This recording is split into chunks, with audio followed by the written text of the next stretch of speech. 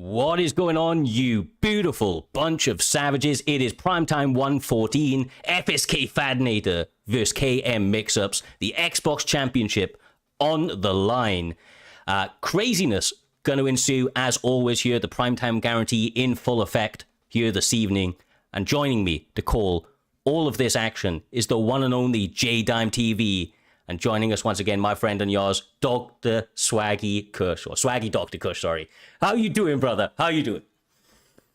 I'm doing good. Let's fucking go. You know, we got a fire card, an absolute fire lineup of fights. And, you know, kicking it off with the main event, Fadanator versus Mixups, which is absolutely going to be a great one. Man, listen to me.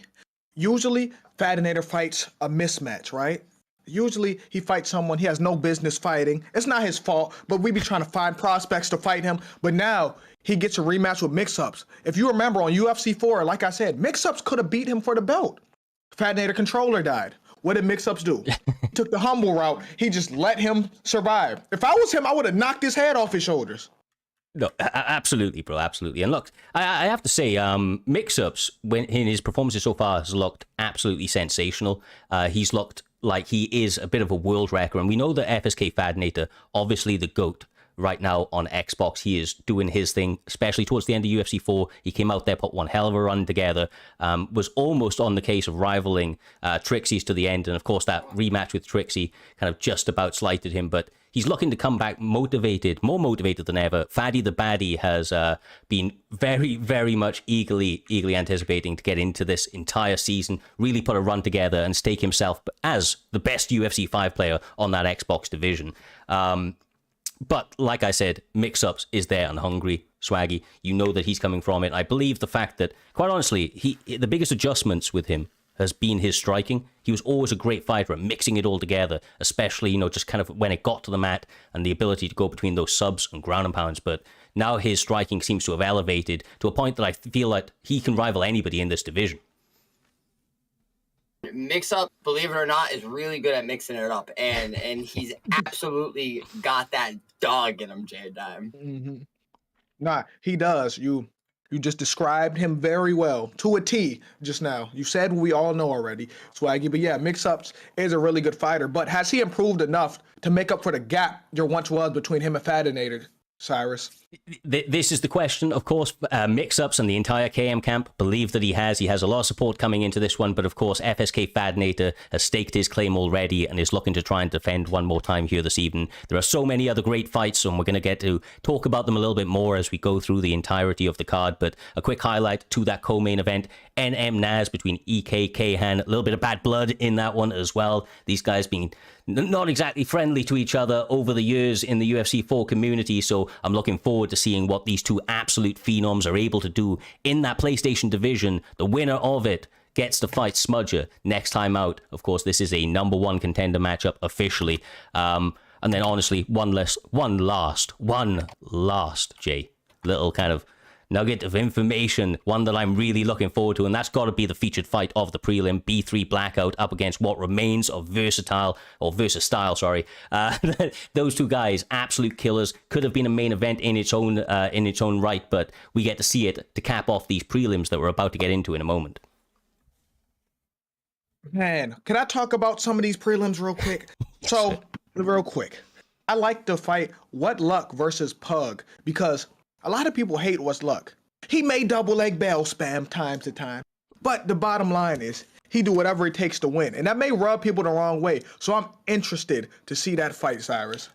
Well, on that point, there are some little adjustments. More on the prelims than anything else from this card. That fight is actually one of them, I'm sorry to tell you, Jay. Oh, no. So we've got What Luck, who is going to be going up against Lepo, stepping in at short notice, one of the absolute OGs of the community, trying to answer this call on short notice.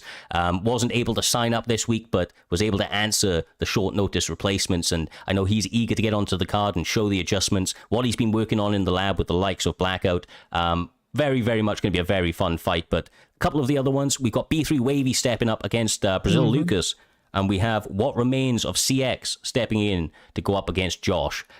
Those are the full line of adjustments here this evening, but I think that as we've looked at this card, a little bit here. Like I said, we'll get more opportunity to really delve into these fights as we progress, but one that's very, very much up right now, Swaggy, and that is Hey It's Fran up against KM Caliber. Currently 1-0. They haven't competed too often this season, but anybody that's been following the competitive community closely will know that Hey It's Fran and KM Caliber have been around the scene for some time now, have a number of accolades to their name, and honestly, it's fucking crazy that we're about to get to see this on the first fight of this evening. Yeah, man, I was just gonna say this is like an early Christmas present. We get this first prelim of the card. This is a banging fight right here, Jada. Yeah, you're saying that, but what if it turns out to be a one-sided ass whooping? And we enjoy the ass whoopings too, though. The ass whoopings are fun. You know, when somebody says, "Nah, I got more of a dog in me than that dog inside of you," that's where we have our most fun. Absolutely. Oh, they're getting started right away, Cyrus. Absolutely, and look, people know these guys very, very well. There's a very large betting line at the moment. God damn, people are going all over KM Caliber. All the bets on KM Caliber right now. But $2.5 grand over on the side of Figgy with Hey It's Fran. Hey It's Fran really trying to take a lateral approach right now, using that jab and straight. More often than not, J Diamond, I feel like Caliber's just interrupting him, timing it very well, and catching him with a couple of hooks, adding up with some more substantial damage at this stage. Yeah, Caliber looks clean right now. If I'm Caliber, I would throw shots just at his block, just to take advantage of Figgy having an 85 block, Swaggy. Yeah, nah. I do like this matchup a lot, especially the Moreno. Moreno's got, like, sneaky striking, and I do see him taking advantage, J-Diamond. Yeah, and it's more than sneaky. He got 97 punch speed, if I'm not mistaken, 94 punch power. He's really the meta, Cyrus. Yeah, no, he is. He is, absolutely. I don't like personally, it's like this is one of the weight classes I'm not very, very skilled in. I'll be honest with you, I do struggle in this one a little bit. I feel like they're very durable. There's a lot of opportunities for players to bounce back, you know. If somebody can get an early lead, and due to the cardio of these guys, and the fact that it's a lower weight class, typically you're able to take this fight into the later rounds and kind of make it, well, change the tempo of the fight in that regard there, Swaggy. But especially early, as you can see, Caliber is getting himself ahead. He's not the one that's being the busier of the two fighters, but he's kind of being more efficient in what he's used so far. That's good. He's making Fran work, and, you know, Fran's dropping his stand bar a lot there. I believe, you know, another 2 minutes, if Fran keeps this pace up, he's not really landing anything significant. His stand will be much, much lower than Caliber's. Man, you're right. And right now, Caliber has not taken a step wrong. He just looks so clean right now. It's like he can do nothing wrong. And if I'm Figgy, it's going to sound crazy, I would try to make Caliber come forward, because Caliber is just countering him the whole time, Cyrus. Yeah, exactly right. I mean, if you're Hey It's Fran, step off. Step off. Make Caliber come forward a little bit. Try to, you know, draw him onto something that you can set up. Because, like you say, right now, Caliber's defensive kind of mindset is clearly working. He is being a lot more effective, counter-striking masterfully. But he does get head kicked right there. And some of the big movements like that, he only needs a couple. They haven't come too far his way yet, Swaggy, but he is trying. No, yeah, no, he's trying. Fringe. Oh, he lands a heavy head kick there, but it didn't really do much damage. Now looking at it, J-Diamond, it landed for no reason. Yeah, but that was so smart for him to clinch, because it's tough. Once you get trapped on that cage, which he was, people start unloading with them hooks. And him clinching to reset the position was smart, Cyrus. Yeah, exactly right, man. Those clinches, they can be vital. They're massive, man. Some people hate on them. They say that, you know, if you throw like 3 or 4 around, you're kind of spamming it. That's not the case. Nobody's walking forward just trying to clinch you. They're utilizing it in the correct positions. This is mixed martial arts, and these guys are mixed martial artists, not just fighters. And you can see that, you know, with the artistry that these guys have put on over the years. Now, Hey It's Fran's trying to make this adjustment coming into this second round.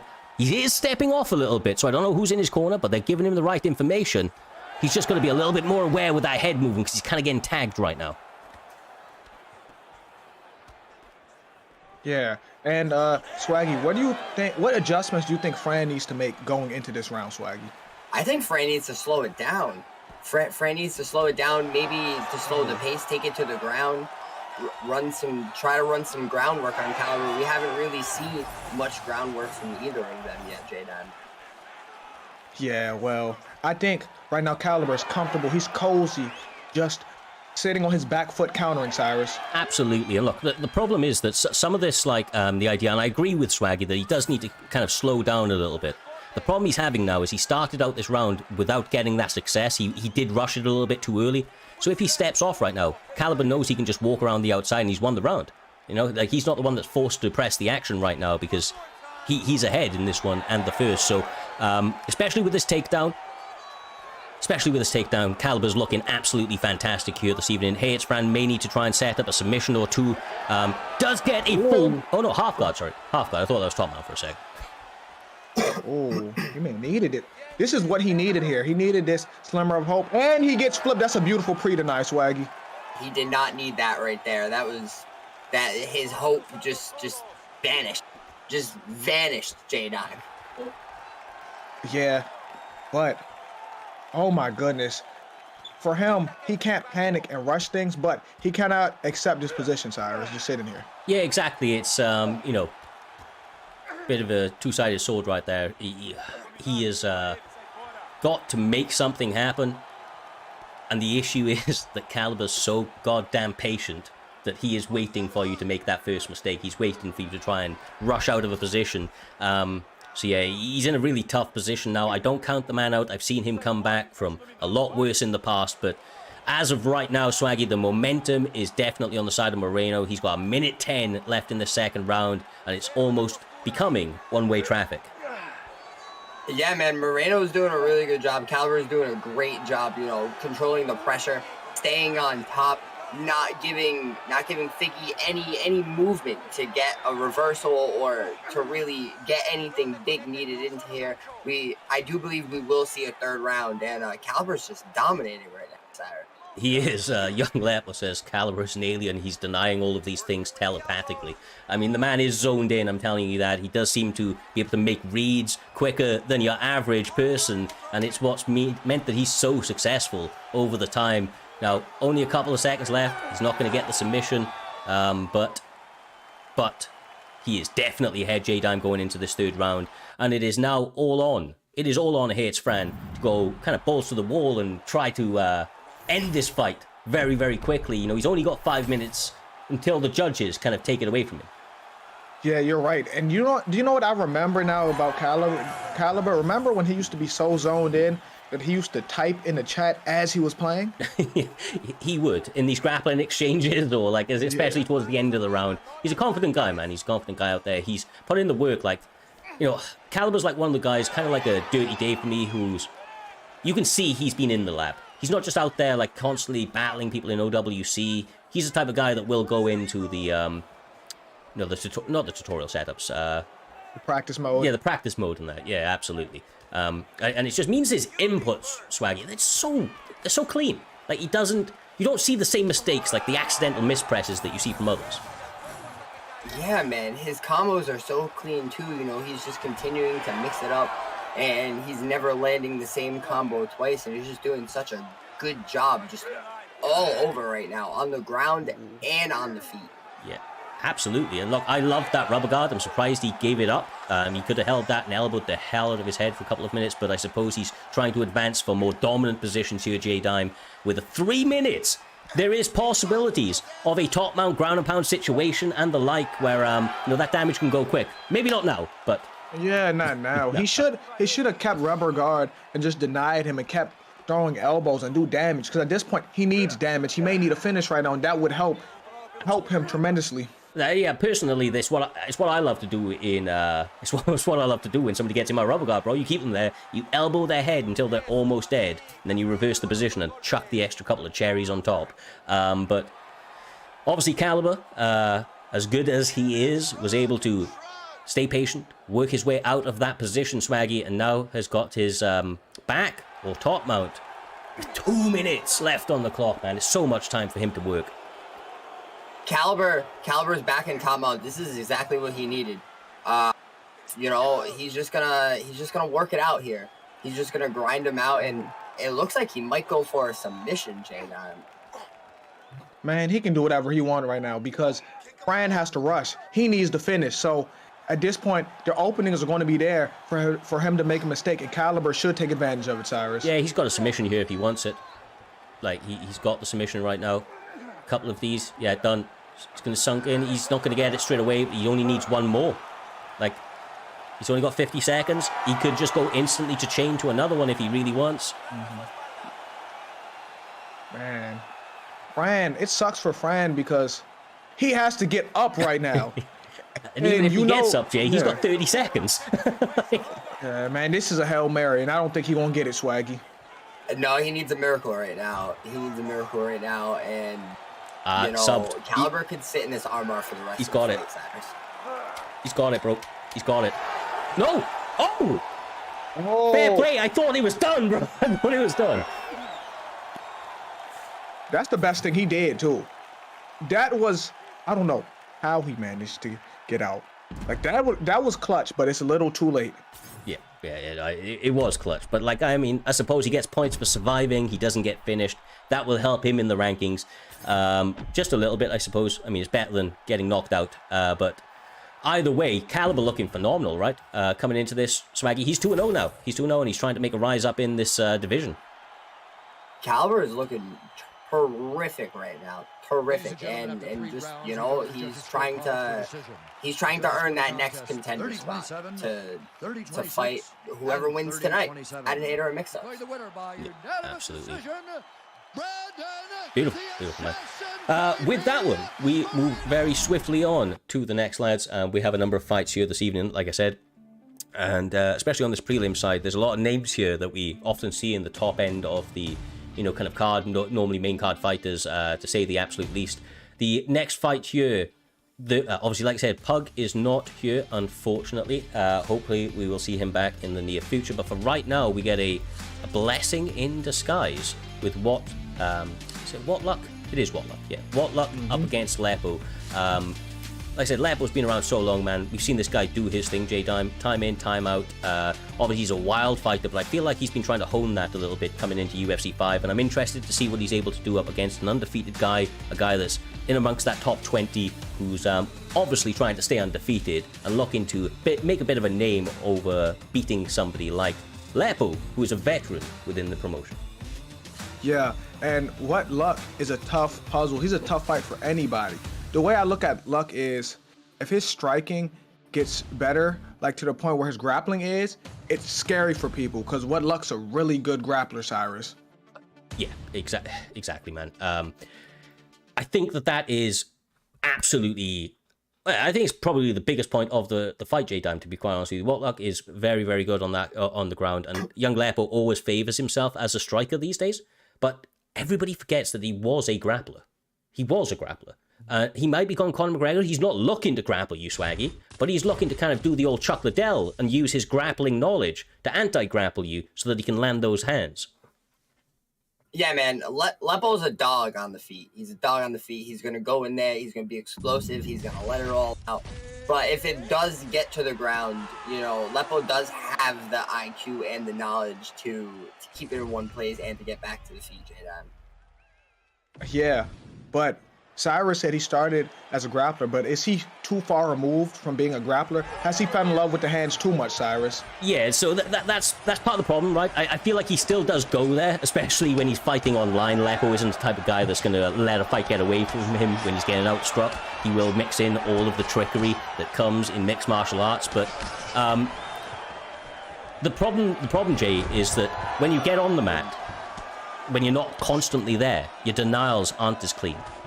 Like that right there. Like that right there, bro. He gets crucifixed. He's not used to it. And then when he was grappling, he used to being on top. His introduction back to grappling is him being on his back is not a good thing, Swaggy. Yeah, maybe you're right. And this is a horrible position to start the fight off. And it's just gonna, it's not looking good, Cyrus. He needs an arm, there it is. I was gonna say, he probably needed to arm trap him right there. But no, he's not out of the fire yet. Like, side controls almost as dangerous. has one of the best side controls in this game I've seen. He has one of the best side. Like, Lepo is in Greece hot grease, and the match just started, Cyrus. Yeah, he is in the worst possible position that he could possibly found himself in. Like I said, what luck. Looking to really put a point on here this evening. Young Lepo has been a kind of a mainstay in this promotion, and he has massive highs and he has massive lows. And what luck is doing to him right now is putting a point on it, man. He's looking to make his name known as he moves forward, trying to get himself up in those rankings, and performances like this are gonna help if he's able to continue down this track, Swaggy. Yeah, it's not looking good. What luck is right now doing what J-Dime mentioned earlier, and that is whooping Lepo's ass. And he's doing it using jiu-jitsu and grappling, which is beautiful, J-Dime. Yeah, this scares me because we knew what was. Oh, he got up. I was about to say That's we crazy. know what's his path to victory. Huh? The Doctor's in, bro. What's he in for? What's he in for, bro? Oh, goodness. What is he in for? Oh my goodness. And I'm not gonna lie to you. That is what luck looks for. Right? He looks for if he get him side control again, he's going to try to get the doctor. He's going to, oh man. This sucks for Lepo. Lepo should just throw caution to the wind right now. Oh. He tried to shoot when he fouled. It's cool. That's an unusual level of respect from Lepo, but he's looking calm and calculated. Now it's back on the feet. He's lower on stamina. The doctor's already stepped in there once for, I don't know why, Swaggy, but nevertheless, that's got to be concerning. Yeah, the doctor saw something we didn't see, and Lepo does. He's able to continue, and I don't even see any blood. I don't know why the doctor would come in, J-Dime. Because the doctor's seeing him getting beat up, and he's trying to save his face, Swaggy. There is a little bit of swelling on that right cheek of Connor, but goddamn, is he starting to land hands, and he gets connected on overhand combo. Now the doctor may ask. No, the next doctor stop it. The next time the doctor come in, this match is over, though, Cyrus. Yeah, honestly, it could be. And it's mad, considering the fights I've been in with all of the different cuts and the blood everywhere. This man has like a tiny little swelling on his right cheek, and the doctor's considering calling it already. Obviously, Lepo's got to be very, very careful of it going forward. Swaggy, he's got to be very defensively mindful with that head held. Yeah, man, Lepo's got to keep that guard up, and he's got to like make distant management or something here, J-Dime. Yeah, he has to fight. Oh my, never. He's on the. This is the problem, guys. I think it's close to the end. I'm being honest here. Oh wow. Oh, he got it. I mean, look, what luck might be kind of like dropping the ball a little bit, or he has so far with a couple of denials. He's still in a dominant position, still got a lot of time, but he's letting certain things go that he wasn't earlier, Jake. That he wasn't earlier. That he was so zoned in. The fact he's missing it now is a little bit concerning. Yeah, but the problem is, Lepo still has to get off his back, Swaggy. Yeah, this is not a good position for Lepo to be in. Lepo is comfortable on his feet. Lepo is not comfortable on his back, and Lepo needs to do everything he possibly can to get back up right now. Let him out. Ooh, man. This is bad. Man. He's not going to get him again with it. He's not going to get him again. And this could be it. Oh. This could be it. Yeah, it could be. Gets the deny as well, bro. That's massive. Yeah, he's done him. He's done him. Good game, it's man. It's over, guy. Good game. Yeah. There was an easy night at the office, to say the least, Cyrus. Yeah, it was. And Lepo was not happy or impressed with that, as he gets a little rage quit in before the end. But let's be real here, Swaggy. That was a massive performance, an absolutely massive performance from Luck. He almost took no steps wrong. He did get clipped a couple of times, but basically 0 steps wrong. Yeah, man, Whatluck went in there and did his thing. He really proved why is he 2-0 right now? Is that his record? He's now 2-0 after that one. Yeah, absolutely. Yeah, he proved why he's undefeated. Yeah, exactly right. And obviously he's going to be a problem for absolutely anybody he steps into that cage with. As far as I'm concerned, we'll have to see if anybody's able to anti-grapple him a little bit more and the like. But tonight, like I said, almost perfect. And it sets us up for another one. Actually, in this next one, we have another guy that I know is very, very good at grappling. But we have X-Trainer 1-0, currently ranked number 20th, going up against Goals99, who is ranked number 22 at 1-0 himself there, J-Dime. Goals99, if I remember rightly for this man, he's a pretty... He loves to grapple, right? Am I misremembering? I've seen this guy fight a few times, I'm pretty sure. Man, I hate that gamer tag. But I don't think I've ever seen him fight. So this is the first impression. And he has a lot of big shoes to fill because we just seen Frankie Edgar put on a masterclass. So him getting Frankie Edgar, he has to try to one-up What's Luck somehow. If I remember rightly, Golds has been around for so long that if I'm looking at his picture right, I think he was previously part of TP, which was a camp called like Team Pressure back in the day on UFC 4. Lepo, funnily enough, was in that camp. And this guy, yeah, he's a grappler. He's going Frankie Edgar himself. But as you can see, Strainer came out recently, put on some really good performances. Very, very much likes his boxing, as you can see with his pick of Song Yadong. I believe his picture, which is hidden behind my bald head, is Lomachenko as well on UFC. So it is, I can see it. Yeah, it's Loma. Oh, yeah, it's above my head. There it is. I don't know what's happening. I don't know where he is, but Goals99 does need to come back very quickly. Let me just check with the guys in the back. Yeah, so, okay, he has been here for years, and he is ready. Thank God. Thank God. Here we go. Frankie Edgar, a.k.a. Goals99, versus Strainer. Song Yadong. This is a really good matchup. It is. And look at the step back already from Strainer, very aware of being in close like that, allowing Frankie Edgar to come under his punches. I think that's smart, man. It's smart. And, oh. The approach with the calf kick as well, I think that's pretty big, Jay. I'm liking what I'm seeing from Strainer. He's putting it to goals early. We'll have to see what happens on that first takedown attempt. People don't understand how important a calf kick is on this game. Like, you can throw it at the end of combos. It does so much damage, too. By the end of the first round, their leg is toast, Swaggy. Yeah, those leg kicks do be vicious. And especially after this update, I feel like they made him a bit more vicious. But Song Yadong has beautiful boxing, and he is trying to use it here, J-Dime, but it's not really working well. Well, he just denied a takedown, so maybe that'll give him some positive hope. And now he has him close to the cage. He can unload a little bit, Cyrus. Yeah, absolutely. This is where the pressure gets turned up a little bit. If he's able to cage cut and not follow his opponent. Look at those combos, man. This guy, he's got some clean-ass boxing out here, and I'm liking what I'm seeing so far. The leg kick's not as clean, but the boxing, Swaggy, on point right now. Yeah, man, this boxing is on point right now. They're both landing big shots, Jay. Yeah, I think Song Yadong, at the end of the combos, he should throw... Okay, he's on the ground now. When he's back on feet, he should throw the calf kick, the rear calf kick, right at the end of the combos.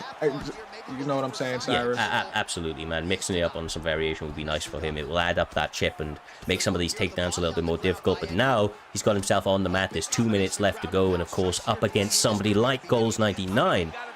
He is, you know, it's going to be a tale of two halves. This is where he wants to be. But he gets reversed. He slipped up. And now it's back on the feet, Swag.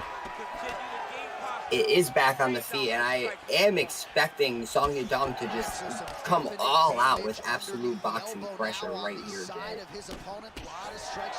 Yeah, but the thing is, if I'm Song Yadong, even though I can't see the cut, it's probably on the other side of his face, I would keep punching that cut, throwing hooks, Cyrus. Yeah, absolutely. Especially considering just like how much Goals is circling. It's like the crowd is continuously moving. It was almost giving me motion sickness a minute ago.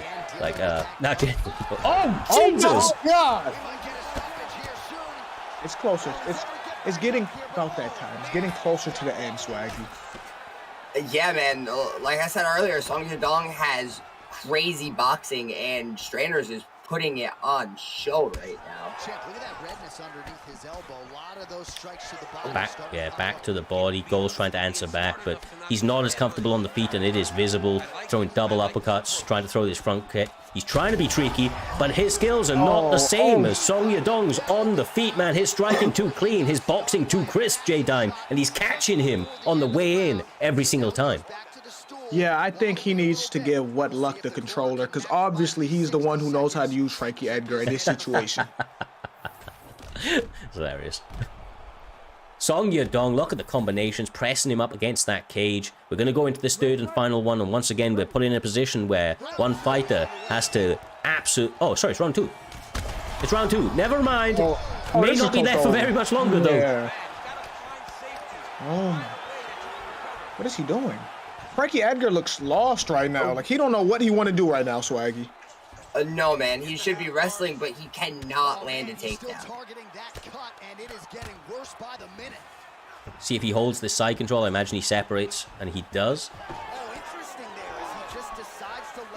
I would normally say make me stay there, right, and just make him realize that you're not terrible on the ground. Kind of punish him for some of these shots, but he's doing so well on the feet, J-Dime. I can understand why he's getting back up. Oh my God. Yeah, Frankie Edgar, it's over. It's over. And if it's not over, it's been over for a while. Oh my. Oh my.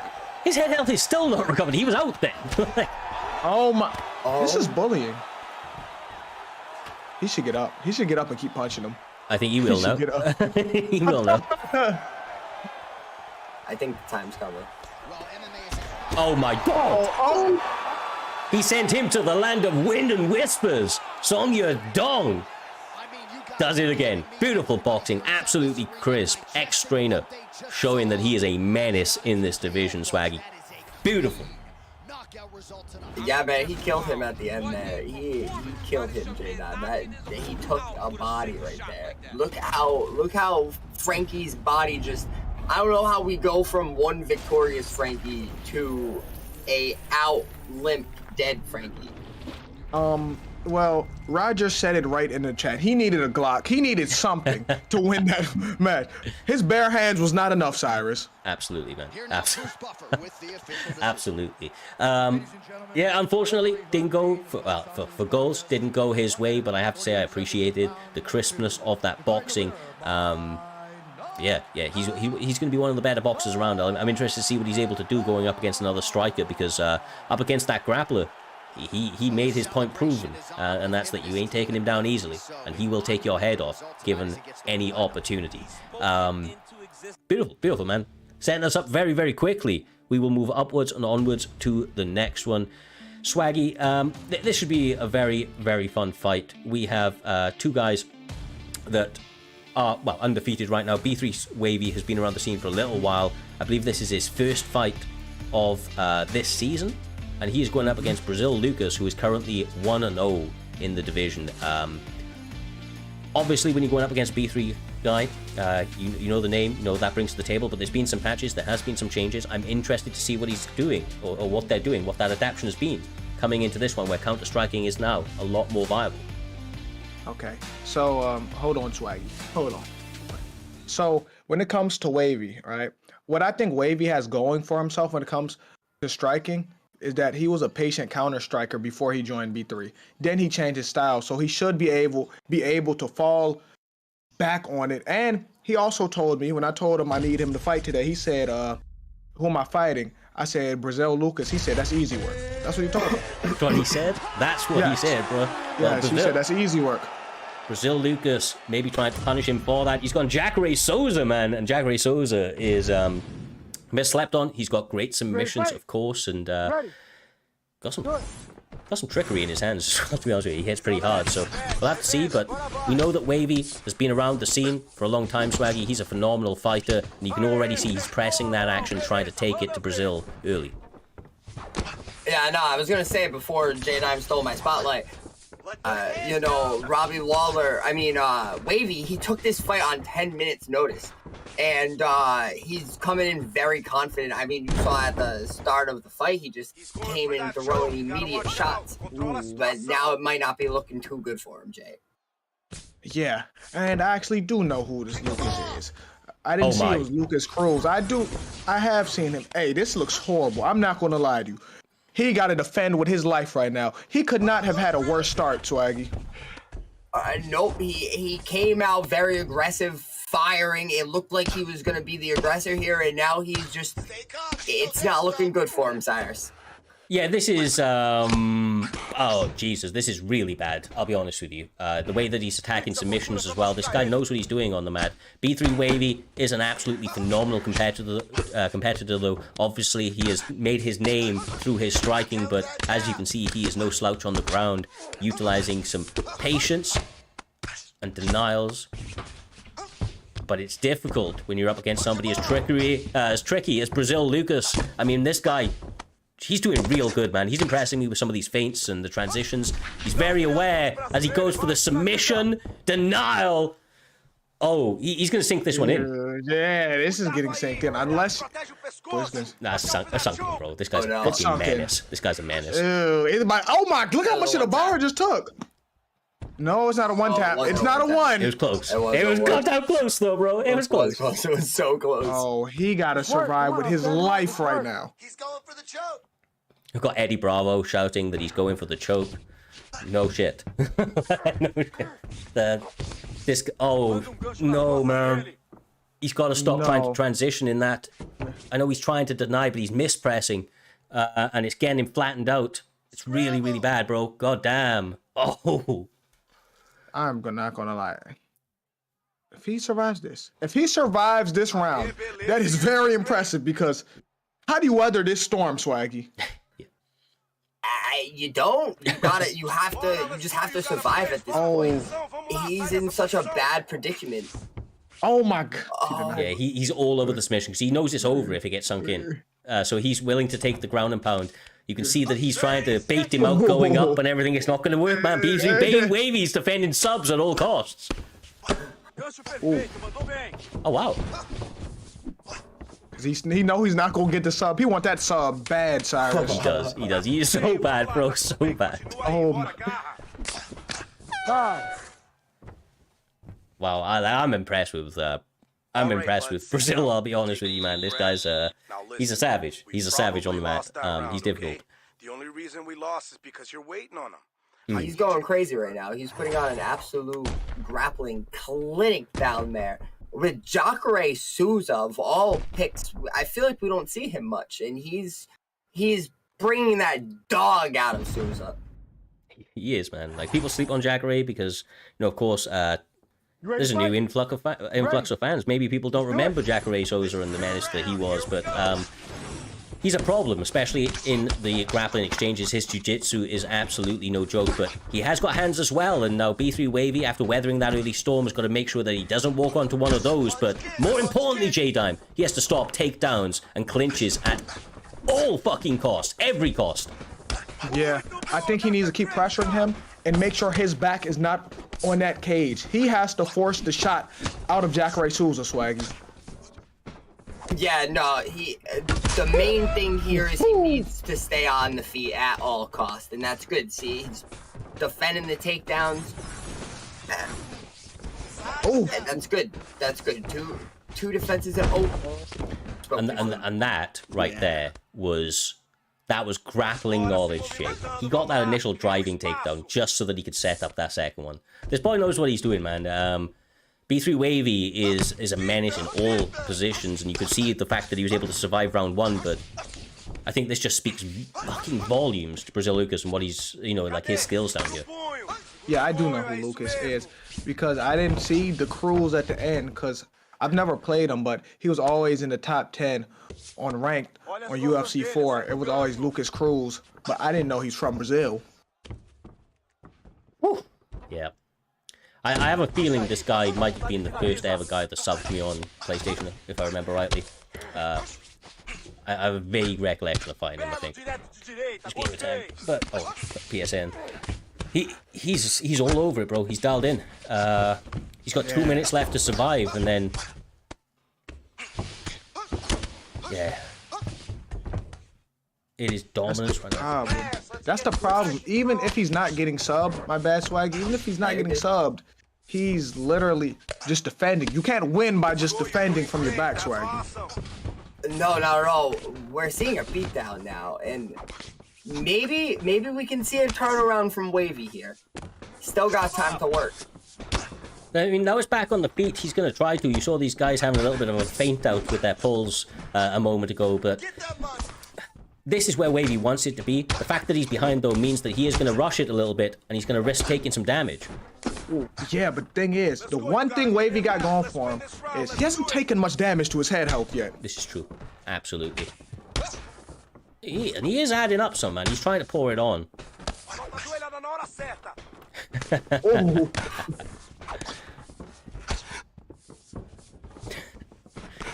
I always love those pump battles. Oh.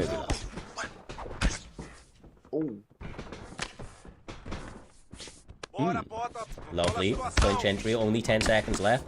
Having to fire away. Takes him down one more time. That's just mentally deflating, of course. Not going to be able to do too much with it, Swaggy. But once again, Brazil Lucas, an absolute menace in this fight so far. Yeah, man, he's looking very scary, very scary. Even on the feet, in small exchanges on the feet, he looks very impressive as well, Jay. Yeah, that's because when you have a takedown threat, it makes your striking better, Swaggy. Yeah, that's true, because, you know, you're looking to defend the takedown, so you're not really paying attention to a lot of the striking. Thanks, Coach Jay. Thanks for that breakdown. No problem. Back in the pocket, they continue to try and fire away at each other. Wavy trying to find an opening. He seems a little bit more with it this round. Nice. Oh! Whoa! Fire back! Well, this changes how the fight is, because he may need a finish, so this changes everything. He has to stay off his back at all costs, though. Oh, never mind. How did he eat that? How?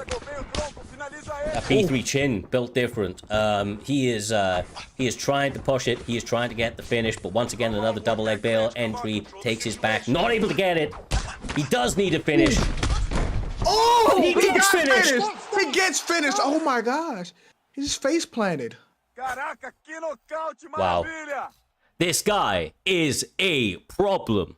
A problem, Swaggy. Brazil Lucas Cruz. Yeah, and he's here to stay with a dominant performance over a well-respected, competitive player within this space. Yeah, bro. You know, Wavy turned around for like 2.4 seconds, and then just got like creamed. It was pause. It was crazy, J-Dot. All right. Okay. Well, look, if you didn't know who this man was before this fight, you most certainly do now. Expect to see him working his way into that top ranking spots, I would imagine. I'll be interested to see what somebody's able to do against him, if they're able to defend this takedown onslaught, but the fact he was able to do it against B3 Wavy gives me a lot of confidence that this man's, he's going to be a problem, man. He's going to be a problem. I'm very, very much looking forward to seeing what he's able to do going forward. Yeah, in the next matchup, Jay, that was crazy. Yeah, that was a brilliant performance, and he was using a character that people don't use in Jacare Souza. Exactly right, making it even more impressive. But respect to B3 Wavy for stepping up on short notice to take the call on that fight. Guy is a warrior through and through. Didn't go his way here this evening, but we expect to see him back better than ever in the next one. Talking of the next one there, Swaggy, this one is another kind of short notice replacement fight that quite honestly is, like you maybe said earlier, Christmas come early. Josh, who is 2-1 right now, ranked number 13 in the division, up against what remains of CX. I honestly cannot wait for this fight, and I don't have to any longer, brother, as we move across to light heavyweight with a Jared Cannonier pick up against the legend Anthony Johnson. Yeah, man, this is gonna be an exciting fight. You know, CX is coming back to prove himself after what Vuck did to him last week. You know, he didn't even get to breathe in the octagon last week. So we'll see if he can, you know, get stuff done, Jay. This is a better fight for him. This is a better fight for Camps, for sure. But I think Cam's looking for redemption too. Don't let that Vuck ass whooping make him seem worse than he actually is. Vuck is just that dude, Cyrus. He is, man. Vuck is a problem. We're going to see him in the featured fight. Oh, no, sorry, he's not the featured fight. But yeah, we're going to see him back, I'm sure, very, very soon. But he is he is that guy. like you say, and this is a much more favorable matchup in the fact that these guys are both strikers. And what do you want? You want to showcase your skills in the striking realm. You need a good dance partner to do so, and I feel like these guys are more than happy to meet in that center of the cage, Swaggy, and find out who is the superior striker. It's a good weight to find it out too, because one wrong mistake at light heavyweight, you could be donezo. Yeah, absolutely. Especially with these fighter picks, the power in that cage right now is ridiculous. Absolutely, bro. Absolutely. Especially on the uppercuts, right? We know uppercuts are like powerful, but like if Rumble lands one of those uppercuts, or if Jared lands one of those uppercuts, you are going to sleep. The thing is, Anthony Rumble Johnson is just way too big right now in this fight. I don't know what the power difference is, but I'm pretty sure they're going to have given him like a 99 or something, right, Jay? Okay, 99 power, and Jared has 98 power, so it's comparable, yeah. Yeah, it's going to be one of those type of fights. Is there a speed differential? Because Jared is looking faster right now, although he does have a bit of a reach disadvantage. Man, I don't know. I low-key should... Oh, my goodness. I should get on UFC and check, but the match going to be over by then. Yeah, no, you... This is not great. Rumble's a faster fighter. Rumble 94 speed and Jared 92 speed, but they said Rumble feels slower than what it's down. It's over. I looked. Oh my. Okay. I mean, look, the speed didn't matter. The power didn't matter. Jared Cannonier is a force of nature, and he was able to get it done here this evening on the feet and on the mat, Swaggy. Able to put it all together and get himself a finish in that first round. Yeah, man, it's one of those fights where the first big strike that lands could potentially put the fight out for the night, and that's what we just saw Josh do. That was phenomenal and very impressive, Jada. Yeah, and I gotta have a heart-to-heart with Cams real quick. So, Cams, I love you. I need you to get in the lab because I'm tired of watching you get your ass whooped every week on PT. Well, after that. Yeah, no, look, it is tough, man. It is tough, and he had a lot of pressure on him right there. He's definitely gonna have to go back and look at what worked from him. But we've seen some phenomenal performance out of that lad in the past, and I don't imagine that what remains, camp as a whole, are gonna let that one slide too long. He'll be back in the lab with them and seeing what they can come up with. But I'll be real honest with you, Swaggy. The next one, we are approaching the top 15 now of the divisions, and this one, Odran up against DV Butler. It's 2-1 v 2-1, top 15 in lightweight. It's a very fun weight class to play in. Sorry, I get a little bit of an advanced peek, of course, of the fighter picks. And if this is actually what it is, then that's interesting, man. We'll see some unusual picks here this evening. Where does Kevin Lee fit into all of this, Swaggy? Where does he fit in on? Yes. He shouldn't be trying to fit in to any of this. This is not the matchup that I was expecting. I was expecting something a little bit closer. Conor versus Kevin Lee. Jay, I don't know how you feel about it, but it's looking to be an ass whooping. But hear me out. What did Kevin Lee say? He said, "I see holes in this game." That's what he said. So let's see if... Do you know what? Well, that's a brilliant callback. That's a brilliant callback. Oh, Jesus. I'll be interested to see what he's able to do, man. Because, look, it is a thing with Conor McGregor. Obviously, he's phenomenal on the feet. He's got great takedown defense. But if you get him there, you could make his night a problem. Kevin Lee's going to have to be shooting for those ankles very, very quickly. And he doesn't miss it. That's not great. Bit worrying for Jack in the opening going. Odran standing his ground. Does he defend the first takedown? He doesn't. Ooh. Oh, wow. Okay. Maybe he knew what he was doing with his Kevin Lee pick, Swaggy. Oh. Okay. He saw holes in his game. Ooh. It's bad for Conor. Cyrus? That's not great, bro. It is not great for him at all. Like we said at the very top of this fight, he has the advantages on the feet, but if it hits the mat, then Kevin Lee is gonna fuck up your world, Swaggy, and that's what he's trying to do right now. A couple of denials early, a couple of ground and pound opportunities, but the main noticing point right now, as he gets another denial, is that there's 3 minutes 40 left in the very first round. That's a lot of time, man. That's a lot of time. Yeah, Jack's about to turn Kevin Lee into a meta fighter.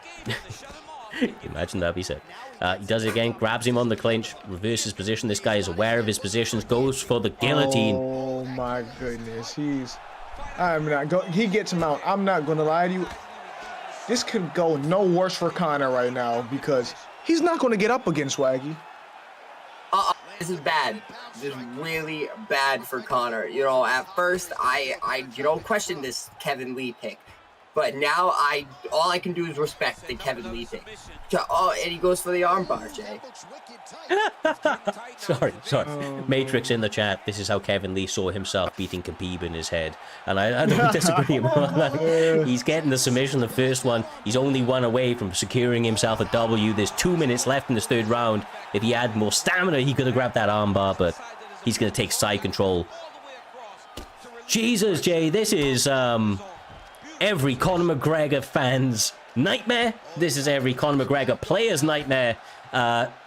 And he still has maybe another 11 minutes, 30 seconds of this. Like, that's crazy. Yeah, you're not lying. As a Conor fan, this is my biggest nightmare. And this is the fighter Kevin Lee seeing himself being in his head. This is what prime Kevin Lee looks like in his head, Swaggy. Yeah, this is what Kevin Lee always saw himself doing in the UFC, and Jack gets to do it for him, Cyrus. Yep, absolutely. As he connects with punches, he's going to get it done on the feet if Odran isn't careful right here.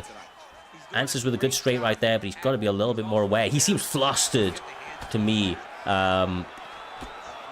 Although every time he lands, that settles a little bit, Jay.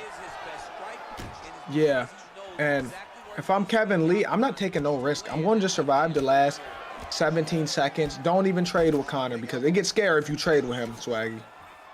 Yeah, no, you shouldn't want any of that smoke right now. You should just be letting this clock run out and preparing to absolutely let a grapple fest out second round, Cyrus. Yeah, absolutely. I mean, you guys both hit the nail on the head right there. I mean, in the last 30 seconds of that round, he took more damage from Conor McGregor than he did in the combined 4 minutes 30 that preceded that. So, he's doing the right thing, but he is risking it a little bit. And I feel like in positions he doesn't need to. He's largely ahead in this fight. But look, it's easier said than done. He's in the moment. He's trying to run with it. He's trying to force Odran to make mistakes. Round 2 knockout. Oh my, Odran. You guys can't hear this. In the chat too. You guys can't hear this, but he's got his voice chat on. He just went, yeah, I'm going to get round 2 knockout. That's what he just said. Oh my God. You know, Odran typed in chat, he said, I could have went to bed and now I'm being assaulted without consent. That's what he said. Oh my goodness. This is not a good fight. You know what's crazy? I would say this is a mismatch, but Odran fought for a belt recently. He fought for a belt recently, so I can't even say this is a mismatch. Like 2 weeks ago. Oh my, oh my God, yeah, oh my God. Kevin Lee, oh my, he's still punching him. Kevin Lee for the win. Best on the game. Sorry, he's on the right. He just went Kevin Lee. Kevin Lee's the best in the game. Just, I rate it, bro. I rate it. Funny. Great performance from DV Butler right there. He did his thing, man. He was obviously supremely confident coming into this one, Jay Diamond, understandably so, when you're able to put on performances like that with Kevin goddamn Lee of all. I'm reading the chat right now. I see whoever is Conor, uninstall. I see that. Wow. Odran said, brother, this is a mismatch. I'm god awful at this game. So listen, he beat him up and he took his confidence away. That's crazy. Jesus. Well, go on, Swaggy, sorry, bro. That breaks my heart to see Odran say that. He just had a title fight against Fadanator, and now he's, it's Odran. Build the confidence, baby. You'll get him next time. Yeah, no, exactly, man. And look, Odran's in a tough position right now because he did well at the early part of the season. He managed to get himself a title opportunity, maybe a little bit before he was ready. After that title opportunity, he's still in the top end of the division, so he had to fight another killer. He's going to drop a little bit from here, so we'll have to see kind of where he where he peters out, what adjustments he's able to make, but confidence is a massive, massive thing in this. Second guessing yourself, you know, it just leads to all sorts of problems. So we'll have to see how he's able to build back from here, but for right now, DV Butler able to secure a massive victory and advancing himself up those rankings, ready for the later part of this season, of course, trying to mount a bit of a run towards a title opportunity of his own. But with that being said, J-Time, if you have a little scan across this card, you will notice that we are at the featured fight of the prelims. We have the one and only B3 Blackout Hours. Whew, stepping up against Versatile, bro. This is an incredible fight between two top-level competitors.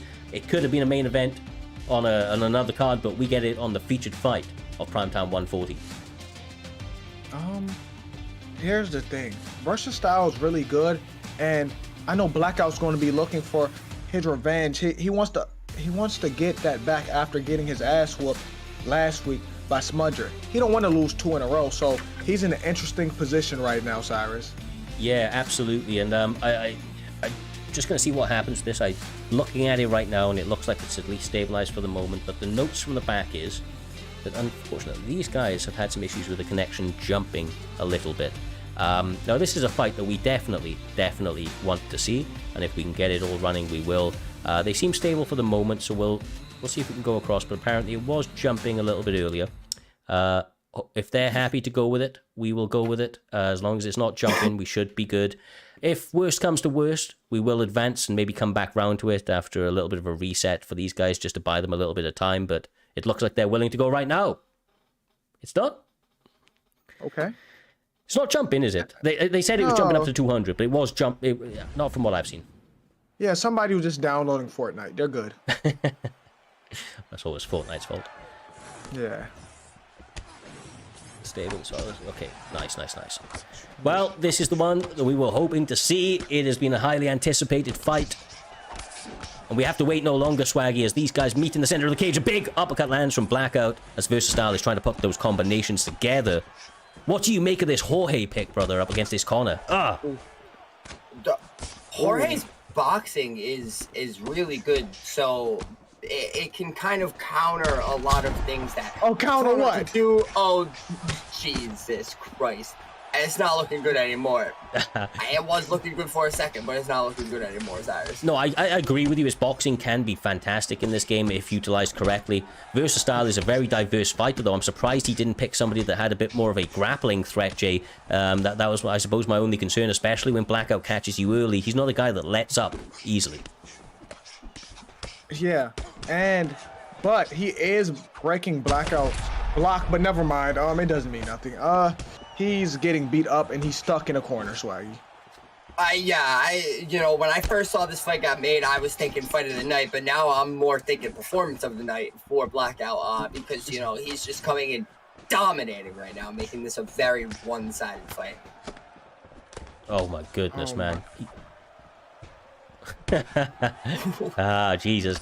Look, Versatile's no pushover, but right now Blackout's putting him in all sorts of trouble. Oh, yeah, oh. I was about to say, you said he's no pushover, but he's getting pushed over exactly, right now. Bro, exactly. It is not looking good. It's just a bad night for what remains camp, just all in general. This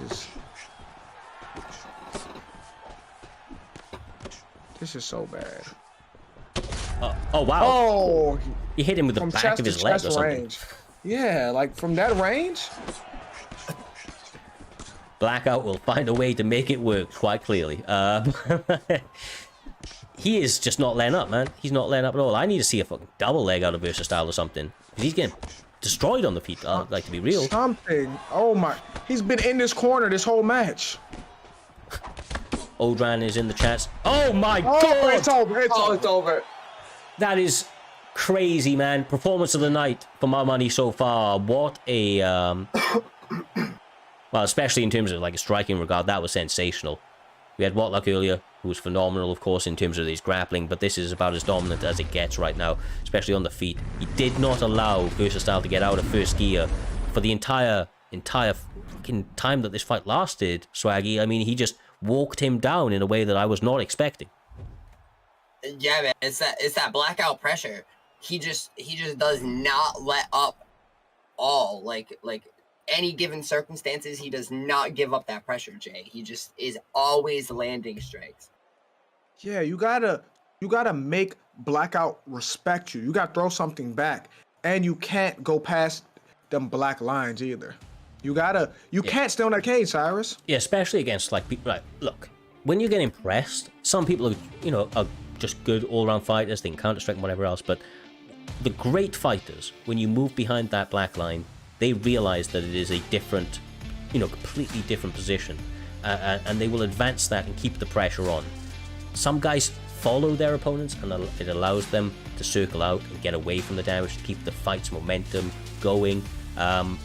Not B3 Blackout. He will cage cut that shit. He will make you feel pressed in, make you feel suffocated, and then he will unload with unholy combinations from all ranges. Like, I fought this guy recently, right? When he gets a combination landed on you, Swaggy, sometimes he can land like 8 or 9 punches, and your guy is stuck in a singular animation. Like before you guy can even react to the animation, if he gets going, he's very hard to stop. And you can see right there, it's why he challenged for a title not so long ago, and it's why we expect to see him in or amongst the top for a very, very long time to come. Yeah, man. Like Jay even said before that fight started, he didn't look too good last week, and he really wanted to come back and prove why he was even in the title picture in the first place, and he did that with a very impressive win over. Well, lads, that was an incredible featured fight for the prelims here this evening. We expect that action to continue into the rest of the card, of course. As we look forward now, the first fight of the main card is the ranked number 8 Abdul, who is 2-0 currently in the division, going up. I don't know what's happened, but there's a short notice replacement that just has been updated on my screen, I believe. He's going up against Frosty, who is also 2-0 at the moment, it would seem. Those Abdul versus Frosty now? It would appear so, brother. It would appear so. These guys are just getting lobbied up as we speak.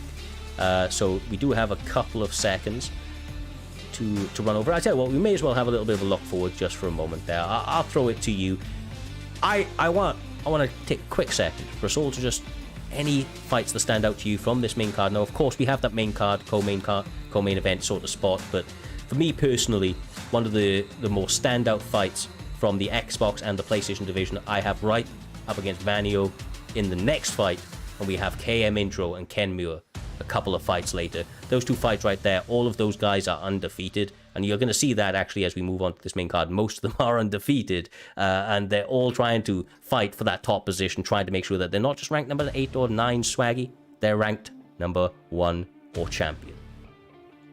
Yeah, nah, man. Everybody here in the main card wants to be the top dog. And, one fight that really gets me going is Rolling Thunder versus Fuck. That one is gonna be I see the attitude in your face when I said that, Jay. What are you talking about? This is gonna be a banger. Rolling Thunder versus Fuck is gonna be a banger. Okay, so Swaggy Dr. Kush Sr. versus Vuk is going to be a banger. That's what you're telling me. Yes. Yeah, you know what's crazy? All jokes aside, Rolling Thunder can make that fight difficult with his unorthodox, his clinch. But Vuk told me the other day, he said, I'm going to smash your boy. He said he's going to beat up my friend. That's what he told me. He joined my chat and said that. And I said, who? He said, Rolling Thunder. So, that's what he wanted me to tell y'all. That's cold. Right. So while we are okay. While we are waiting, what we will do is if these guys are not ready in the next couple of seconds, we're just going to have to skip it all together. I'm waiting on an update from the guys in the back right now. Still working out. Okay, so look, what we're going to do is we're going to give these guys 60 seconds to bring it all. We do apologize on the short intermission that we will have. Rather than skipping across, we're going to give them 60 seconds. Either they're ready at that stage, or we will be moving on to Ripe and Vanio. In the interim, we're going to hit you with our little intro graphic, allow ourselves to all grab a little bit of a refreshment. We encourage you to do the same, and we'll be back in 60 to continue with the non-stop violence in the virtual cage.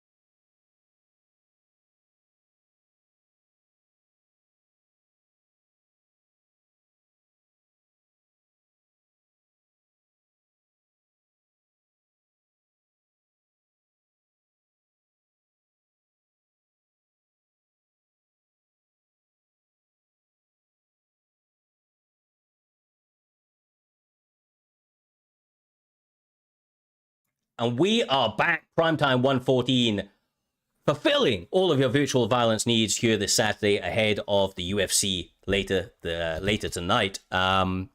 We have had an incredible night of fights already. We're not going to waste any time here, J-Dime. We're not going to waste any time here, Swaggy, Dr. Kush. We're going to get straight into the next one. These guys are finally ready. Frosty was sitting there waiting. I don't know what kept up Abdul, but he is ready to go now, and he is waiting to get into the cage. We have a bantamweight matchup, J-Dime. We have Aljamain Sterling up against Peter Yan. It would appear 5-star fighters are now allowed since we're on this main card. Oh, yeah, and I got to talk about Aljamain Sterling. I got to credit EA for one thing, that they finally fixed his character model. He doesn't look like a crackhead anymore. He got his braids now. They fixed it with the update. So shout out to EA for that. They have made his model a lot better. I like it, Swaggy. I thought the old model looked cooler. No, you did not think that. No, you didn't. Yes. There is absolutely zero stats on your screen. Frosty plays with that with minimalism. He likes it to look aesthetically pleasing for himself. He is Peter Yan. Abdul. What is going on? What is going on? Did they have it on 5 rounds? Oh, they may have. They may have. God damn, lads. God damn. Either way, they will get straight into it. Hopefully, we will not have to wait too much longer. Who is Frosty fighting? Frosty is fighting Abdul, Mr. Noeta. He's fighting Abdul, also known as Snoop Dogg, like 2086537. But he was the... Yeah, really? I know, I made up those numbers, but there's numbers on the end. He was the guy that, when J-Dime said he didn't like people with numbers in their name, that they typically meant that you're a bad player, he was the guy that was the exception to the rule. I don't know if you remember that, Jay.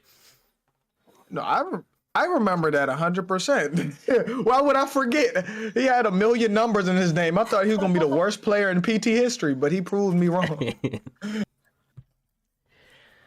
Looks like he's joining the session. We don't have to wait any longer. I should goddamn hope 3 rounds is scheduled here this evening in the bantamweight division. Imagine they're going with the same picks, Aljo, Peter Yan. One thing to point out, though, Peter Yan can engage with the grappling if he wants out here, Swaggy. And he's also got that Asotagari trip as well, which obviously can come in a little clutch when you're getting pressured. Yeah, man, and Peter Yan's also being controlled by Frosty, and Frosty is a dog. Frosty is ice cold. He's an ice cold dog, and I'm excited to see him back in the PT cage.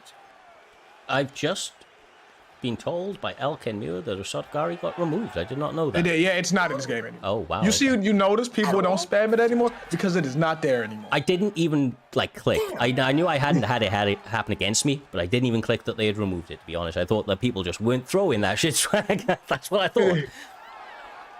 Yeah, I thought I just forgot how to do it because, I was trying to do it recently, and that's crazy. I had no idea.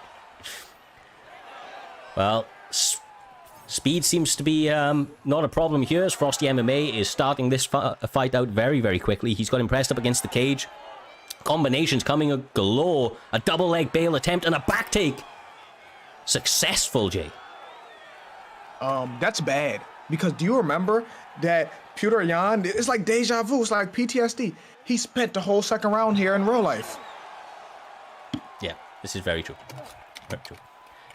Frosty MMA, lower on stamina right now, is going to set up some submission opportunities for Snoop Dogg if he wants to go there. He could have maybe had that there, but he decides to delay it and get into top mount. Dominant position, Swaggy, a lot of time to work. This is much, much better for a man that was being pressed quite early on the feet. Yeah, man, this is a really good position for Abdul, and Abdul really benefits in these positions every time he's in them. He's a really good grappler, J-Dime.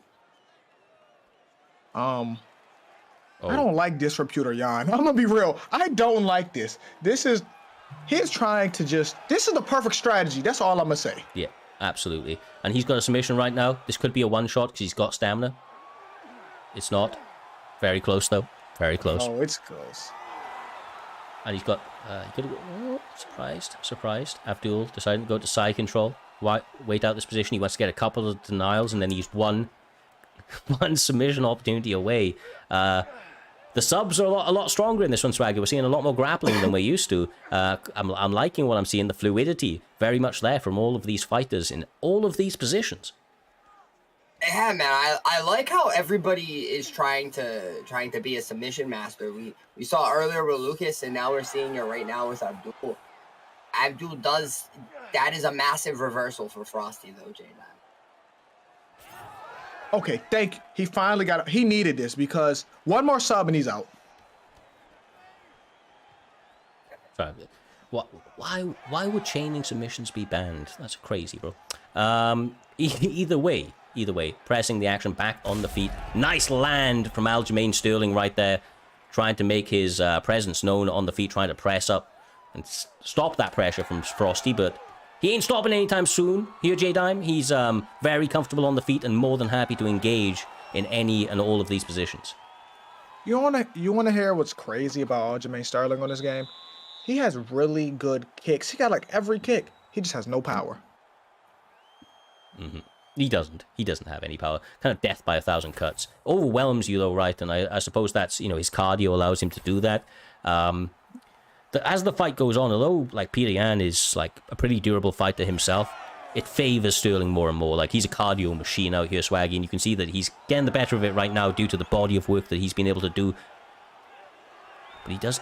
Oh, never mind. I thought he got him there. Yeah, barely. Abdul's barely used any of his stam as well. He still has a lot left. As to where Frosty has used a lot. But he does rock Abdul there on the feet.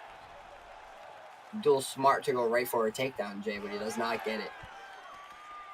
Yeah, well, Peter Yan's starting to put that pressure on him, start to put that power on him. So Abdul may need another takedown, Cyrus. Yeah, no, he does. He does. He's had some moments on the feet. He's trying to land. He's getting some good combinations right here, but he's the one that's getting pressed up against the cage, and the damage is definitely going to be larger on the side of Peter Yan when he lands. Shout out Sean Corkery in the chat, subscribing again, my man. We appreciate you. Good defense. The thing is, though, Jay, just throw it back to you, bro. Those takedowns, even though he's not getting them, it's not really taxing him too much, and it just means that Frosty kind of has to reset. Oh! Yeah, but these punches are taxing his face right now. That's the problem here. They are, bro. They're taxing his face. I love it. And Abdul's he's showing that he wants that takedown at any cost. Frosty is not giving it up. Oh, there it is, though. He does manage to get it, finally. He does. And he's got a lot of time to work as well, Swaggy. Doesn't able to hold side control. Side control still really powerful. Kind of dropped the bag a little bit on it, but he's still where he wants to be with a lot of time to work. Yeah, no, you said it best. He does have a lot of time to work, and Frosty's sub bar is still very low from that first round submission. So Abdul could go for a submission still at any time and absolutely have enough time to get. I completely forgot about that. That's an incredible point. With a minute 40 left to work, one big denial, especially from this top position. Oh. Ah! He's going to go for it. Is he going to get it? Oh. Good denial there, Jay. Yeah, good defense. He has to deny subs with his life right now because Aljo needs one and it's done. It is the story of the night right now, but then the problem is he can just posture up and rain down holy hell. And that's what he looks to do right now. He may not have the most power, but when you top mount on a guy, you're gonna land some damaging shot, man, some nasty damage. 43 seconds. We'll see if he's able to go from there, but you've got to remember it only takes about 20 seconds to get a submission, especially when you've got a stamina disadvantage, so we'll have to see if he's going to go for it to close out this one.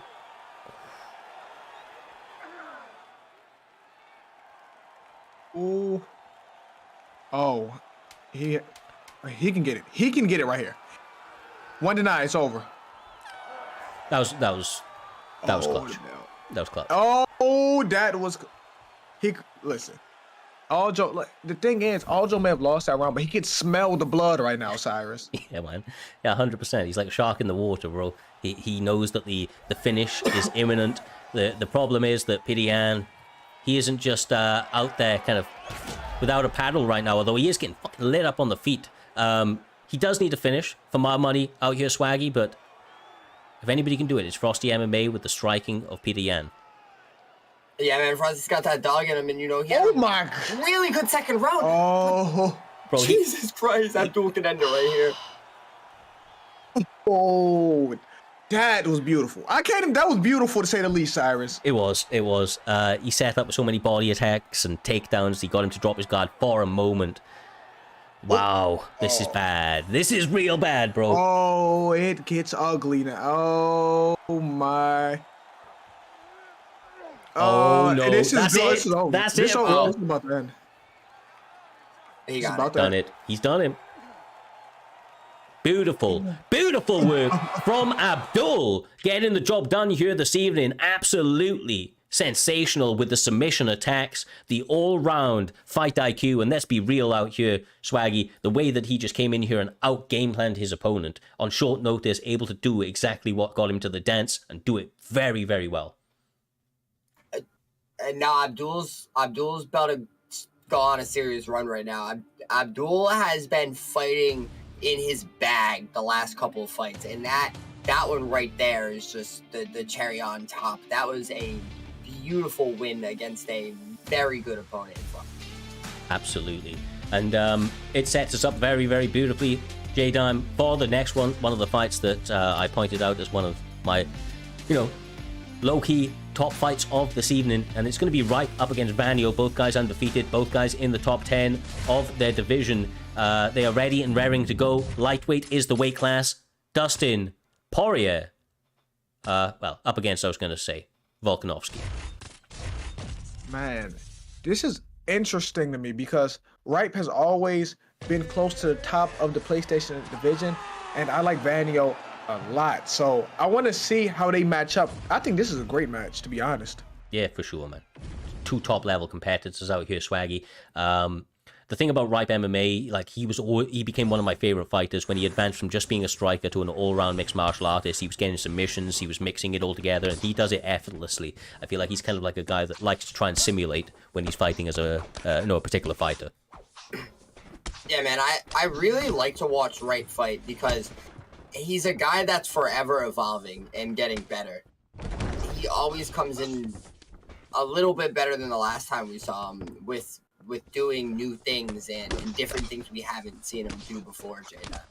Mm-hmm. Yeah, that shows that he's he's a real martial artist, because you should always be trying to get better. You should not just be content where you at, and he shows that every time he hops in the cage, Cyrus. Exactly right, man. Exactly right.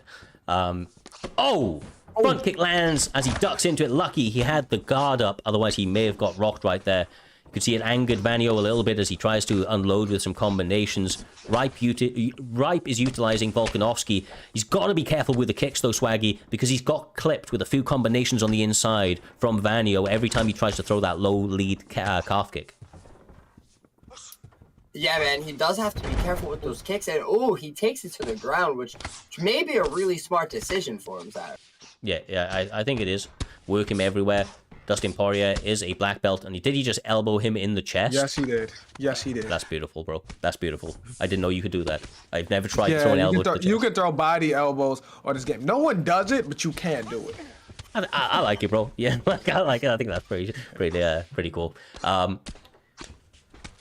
Well, he's destroying that block with some of these ground and pounds as well, Swaggy. That's going to play a bit of a factor if they do manage to work back to the feet, and if not, it just means that more and more damage is going to start bleeding through on Volkanovski. Yeah, man, that's if they even get back to the feet, because a lot of these transition denials are on point right now from Dustin, Jay. Yeah, they are. And Vanio is showing there's levels on his ground, and he's doing damage too, Cyrus. He is, man. Like, I'm very impressed, especially with his ground and pound sequences. The way that he's, he's got a couple of different variations to the shots he throws there, and it's catching Ripe MMA each and every time so far. He hasn't been able to get posts off. He hasn't been able to get denies off. Like, Ripe MMA is, like, he's genuinely good on the mat, man. He's a talented fighter, so the way he's doing this to him and just holding this, kind of full guard and making it work, a position, Swaggy, that's normally hard to hold. I say that and he gets back up, but that was very impressive work from Vanio. Yeah, no, it was very impressive work from Vanio, and I wouldn't be surprised if he does try to get back to the ground because he had such a dominant position. Oh my god! No, he might get put to the ground. Ripe MMA trying to utilize the best takedown in the game, that left hand right there. Beautiful work. Now those leg kicks are going to start to pay a little bit of dividends for him. But once again, a back and forth round between two top-level competitors, living up to all the hype and some. I have to say, Vanyo particularly impressing there, J-Dime, as you can see by the stats, doing great work, although a stun did go against him. Got to remember, though, brother, that there is another 10 minutes scheduled in this fight, and these guys, the way they're fighting, I don't think they're going to need all 10. No, they're not going to need all 10. This match is not going to decision. I hope I don't jinx them, but yeah, this match is going to end, I think, in this round. Nice. Oh. Head kick partially blocked. Right, MMA just getting his hands back up. But you look at the little blistering combinations, 3 pieces thrown from Dustin Poirier on the side of Vanyo. He seems calm. He seems calculated. Ripe is the man that needs to make the adjustments for my money, although he did get a stun, Swaggy. The majority of the momentum was actually going Vanyo's way up until then. But he's capitalizing maximally in the start of the second round. Yeah, no. Vanyo looked great in that first round. I do think he needs to get back to the ground to look impressive again this round, and that's what it looks like he's trying to do. But Ripe is having no part in it. Yeah, Ripe was doing a good job keeping it in the middle of the cage. But now I think, and he got it back to the middle when he got his back on the cage. He's doing a great job just keeping himself off that cage, Cyrus. Yeah, and honestly, it's why he hasn't been finished. Because let's be real, Vanyo has put what Vanyo's doing would have finished a lot of people. Ripe MMA has a very high fight IQ, and he is a veteran at this stage, so he's been able to calm those nerves. And I feel like he is doing really well in the face of adversity as he slumps him. But gets taken down. Wow, what a turn of events. Oh. Yeah, he has to use his grappling, and he has to do some damage with it, because this round, if it ends now, he has lost this round, Swaggy. Yeah, no, he definitely is losing this round. It's not good. He needs to stay down here and do a lot of damage or go for something that's fight ending. Denial after denial. Ripe trying to hang in there. 1:50 left on the clock. Vanyo seems to be pushing his way to winning another round here. A little bit better for him. He can stale it out here. Try to get a referee separation with about a minute left on the clock. But you can see that Vanyo's not wasting any time, Jay. Tenderizing that body, to say the least. Yeah, why did he try to transition? He should have just stayed there and let the ref stand him up, Swaggy. Yeah, no, for sure. He should have definitely took the free stand up there. He's just getting work now. A lot of strikes landed. I may have spoke too soon. A beautiful reversal from Ripe. There is enough time to get that ground and pound finish, but the defense holding up a little bit. Oh, now they're starting to connect. Ooh. Oh, Volkanovski's holding Dustin now. This could get bad for him, Swaggy. Yeah, this could get really bad for him. He does not want Ripe to start landing those shots right there, because not only is it going to create damage, but the round's about to end, and it's also going to break his block.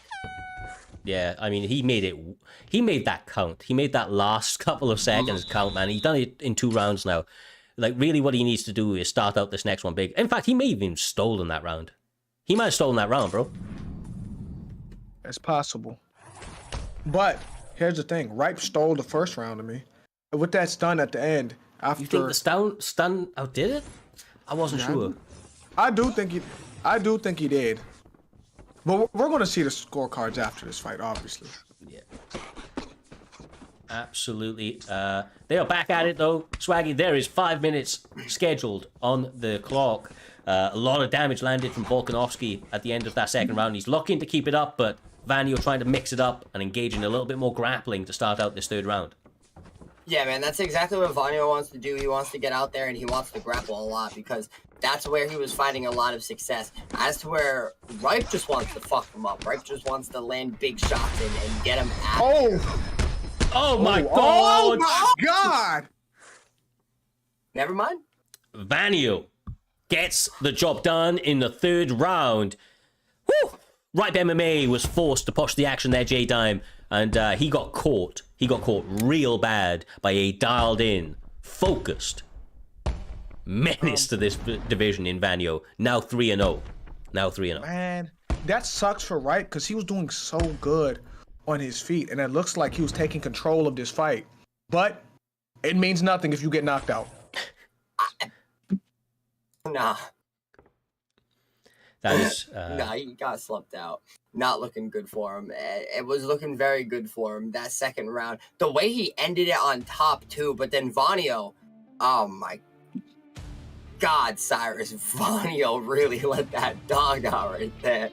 He did, man. He did. He had such a good start to this fight. He was doing so well. Carried on getting caught at the end of the round, and honestly, I feel like it opened, like it woke a beast inside of him because he came out into that third and final round, and he decided to up it a little bit more. He decided to change up the tempo, and honestly, I really highly rate that performance from him. I know he got clipped a few times, but for the vast majority of that fight, he seemed to be in the driving seat over a guy that I very much highly respect in Ripe MMA, a guy that I always enjoy watching fight, and that was no different. That was no different. It was a very, very fun fight to get us further into this main card, but you know what happens next now, J-Dime, and that's that we move on to the next one, my man. We're going to be having Vape stepping in there, ranked number 5th in the division, going up against ranked number 7, Playboy Drew, 2-0. Playboy Drew, who that? I'm assuming we've seen this guy fight once on the live side. Shout out to, or quick note for the back, these guys are not actually live at the moment, so hopefully there won't be too much of a delay unless there's an issue on that end. But I don't believe we've seen this guy fight, or we may have only seen him fight once, I think last time out. I vaguely remember the name, but he's undefeated. Obviously, it's early in the season, and he's new blood, so there's not going to be a lot of footage on him, Jay. And I feel like that's massive. There's a lot of footage on Vape. There is a lot of footage on Vape. Once again, who's Playboy Drew? I don't... I tell you what we're going to do here. We're going to give him a couple of seconds as we look very, very much forward to the next one. I want to kind of quickly skip across so that we can discuss, quite honestly, the co-main event. We spoke about the main event a little bit at the beginning of the card. We brushed over it a few times, but NM Naz obviously bouncing back right now.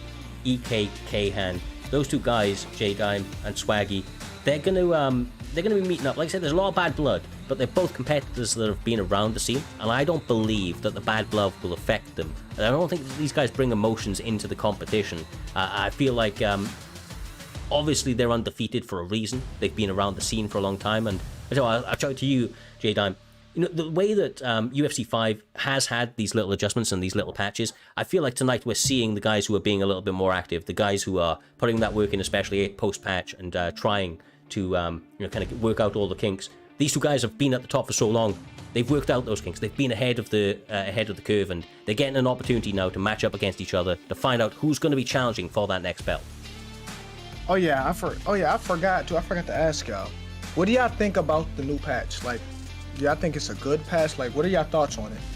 I played it a decent bit, a little bit more than I have recently, and honestly, I've been enjoying it quite a lot. I feel like these are all positive steps. Obviously, there are still things that need to be worked on, but for me personally, I feel like these are all steps in the right direction right now. I'm liking the pace and the feel of the fight, the way that the damage is now sometimes landing there, Swaggy, with the counters. I just feel like there's a lot more styles that are viable at the moment.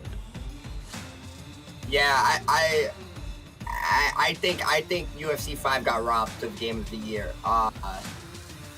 Really good game right there, Jay. Man, hold on. You said what got robbed of Game of the Year? UFC 5 got robbed of Game of the Year. Man, listen. I'm a pillar of positivity here. Nah, fuck the positivity right now. It's not Game of the Year. It's no hope. There's no hope in this. PT is the only hope UFC 5 got left. I promise you. Without PT, this shit is sinking right now. What else can I say about UFC? Yeah, it's bad. That's all. It's not what we were expecting, right? It's not what everybody was expecting for absolutely cool guys. But how is it worse than what my expectations were low? How do you go below my expectations though? Yeah, no. There's been a lot of controversy around the game as a whole by a lot of people who have been rightfully annoyed at everything that's going on. I do think that like the communities within this sport is what's really kept, or within the game, is what has kept the game alive across UFC 4, and it's what I would imagine will continue to do it into UFC 5. At least myself, and you can call me crazy, I do have optimism that this game will be packed out. I actually think that this is maybe in a better spot than UFC 4 was at this stage when UFC 4 came out within the first couple of months. So we'll have to see how it goes. Of course, they are. The biggest gripe I think a lot of people had was the fighters, to be quite honest with you. There was a lot of fighters missing with the submission changes and everything else. I just hope that that continues massively. I seen a little bit earlier on that there are a couple of fighters who have recently been tweeting that they are currently in the process of getting all of their like mocaps done and so on for the game. So I think we're about to see quite a bit of an influx of that, and it'll be nice to see the variation as we continue into it all. Romero's also been running polls about adding what new fighters should get added, and he's a game changer. Supposedly has some say, so he, is putting a good word to get in a lot of these fighters as well. And yeah, also getting them up to Vancouver and getting their likeness in is also a plus as well. Yeah, well, I'm hoping, because I saw that Oban Elliott was tweeting about it recently. He was one of the guys that I saw recently saying that he got a mocap, so we might be having our first Welsh fighter. Myself personally, I couldn't be more hyped about that. My biggest gripe at the moment with UFC 5, the one thing that nobody cares about at all, other than me, is the fact that they don't actually have Wales listed. We don't exist according to EA, like the country itself. Everywhere else is listed except Wales. But yeah, no, genuinely, man, we literally don't exist. But as soon as they add on some of our fighters, I imagine that will change. From what I'm hearing in the back, guys, as we continue to gas, one of these guys has had a tornado warning. Their internet went out. So we're going to skip forward to the next one, and we will hopefully come back around to that before we hit the co-main if they're able to fix it before the end of this next fight. This was another fight that I was looking forward to quite eagerly there, J-Dime. It is KM Intro up against Ken Muir, another two guys that are in or amongst that top 5 of the division. Another two guys that are very much undefeated at this point, and I have to say we spoke a lot previously about Intro and the fact that he's very technical, he's very silky smooth in the way that he approaches, but he doesn't always rise to the occasion. I feel like so far in UFC 5, he's proven that that's no longer a problem from him. He has made the necessary adjustments. He's currently undefeated, going up against another tough guy, but I feel like he's made the necessary adjustments to become and stay in those top positions within this promotion. Can he do it against Ken Muir? Remains to be seen, of course, because Ken Muir is a pure savage when it comes to mixed martial arts. Yeah, and when it comes to Intro, I used to always say Intro has an aesthetically pleasing style to look at, right? But the thing is, Intro can beat up the best players in the world while sparring, but when a bright light comes on, sometimes he tends to fold. Hopefully in UFC 5, he has gotten over that and he can live up to his full potential. Well, we were about to find out how this one goes down. We are getting Ilya Topuria up against Alex, the great Volkanovski. I actually quite like this matchup, Swaggy. It's one that you start to see a little bit more and more on Ranked. A lot of people using Ilya these days, and rightfully so. He's a submission threat, and he's got very, very good hands. Yeah, no, I was gonna say that he's a submission threat. He's a jiu-jitsu god on this game, and he's got a lot of subs as well, Jay. And yeah, I'm definitely thinking Topuria is gonna try to get it to the ground if he even has the chance. You don't believe in his striking, Swaggy? I mean, he was getting smashed in the face with some uppercuts in that very moment, so I didn't believe in it right there. I think Ilya should fight in the pocket, to be real with you, but I do agree he needs to mix in the grappling, Cyrus. Yeah, absolutely. Like I said, I just feel like the way that he's got that submission threat and the way that submissions are right now, it's one of the most slept on. It's crazy. It's the newest part of the game. It's the biggest change that we've had in the game, but I feel like a lot of people are sleeping on the submissions. People haven't really worked out all of the kinks yet. There's footage out there. If you don't know, watch the greats do it. Go and see some of these YouTube videos about the submission game. Is fun. There's a lot of fluidity to it, and they can be very, very effective in this game. They're game changing, in fact, in the way that the ground game actually works. Oh. Doesn't look like we're going to get to see too much of that. Sorry, Jay. We're not going to see too much of it. These guys more than happy to duke it out on the feet right now to our viewing pleasure. Yeah, we're not going to see much grappling. I agree. Oh my God. It was looking really good for Ken Muir for a second, but then, oh my God, Andrew just turns it all around with that rock. Oh my. Oh, what happened? Volt got those hands, bro. He's got those hands. Got a crazy reach for a short man as well. Oh, yeah, he does, but he's getting pressed against the corner right now, Swaggy. Yeah, but he still has that power, and Ken Muir is still swinging. He don't care, Jay. He don't care where he is. He gonna hit you. Man, I'm not gonna lie to you. We're not gonna see grappling. We're gonna see them just fight in the pocket, Just like this. throwing a bunch of combos. And is it the end for Volk, Swaggy? I don't know, because he's just gonna most likely come back with another burst of his own. I wouldn't be surprised if he gets a rock of his own with 45 seconds left in this round. They've both eaten a lot of damage at this stage, man. Like, it's actually been an incredible pace. Oh my. Oh! This might be it. My God. Oh my God! Oh! He jumped. It's Oh. oh, he flipped him. He flipped him. All right. Oh, this may get ugly. Oh, good denial. Well, here's your grappling, Cyrus.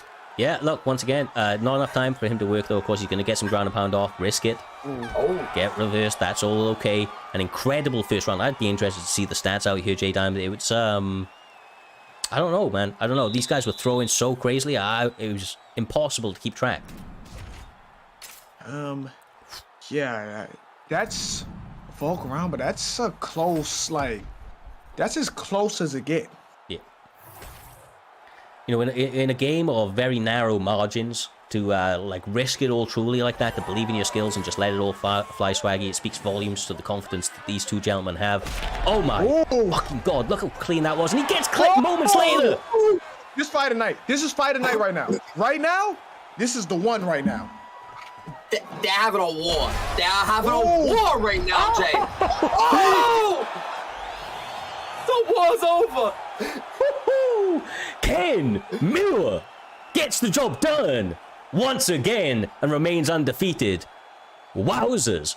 What an incredible fight. Fight of the night for my money, absolutely, as well, lads. That was an incredible pace. The fastest, most, you know, kind of on the edge of your seat sort of battle that we've seen tonight there, Swaggy, from two fucking phenomenal fighters like these two. Yeah, no, absolutely. Big fight of the night. That was an absolutely war from the second that fight started to the second that fight ended. It was just rock after rock from each side. It was explosive. It was amazing. It was very entertaining, Jay. Man, I couldn't have said it any better. Yeah, that was a war, no matter who won. That was fight of the night for sure, right? Absolutely, bro. Absolutely. Ken Muir was the guy that came out to top on top here this evening. But intro, I mean, he looked phenomenal. He did look phenomenal in that fight. You know, he was just willing to risk it a little bit more. Like normally, KM Bunch are a little bit more defensively, you know, like kind of aware. They're a little bit more defensively minded, but not here this evening. Intro decided that he was going to try and put it on Ken Muir, and Ken Muir changes that L in his name to a W as he moves ahead in this rankings. Absolutely phenomenal from that man right there. From what I hear, the very first fight, Vape up against Playboy Drew, is actually ready. I'm going to hopefully skip across to that now, and we will get this one a-going, lads.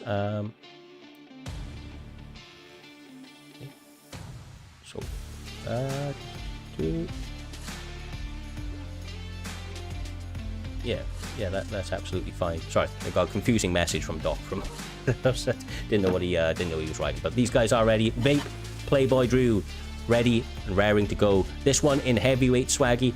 Not everybody's favorite weight class, but I love it. I love it.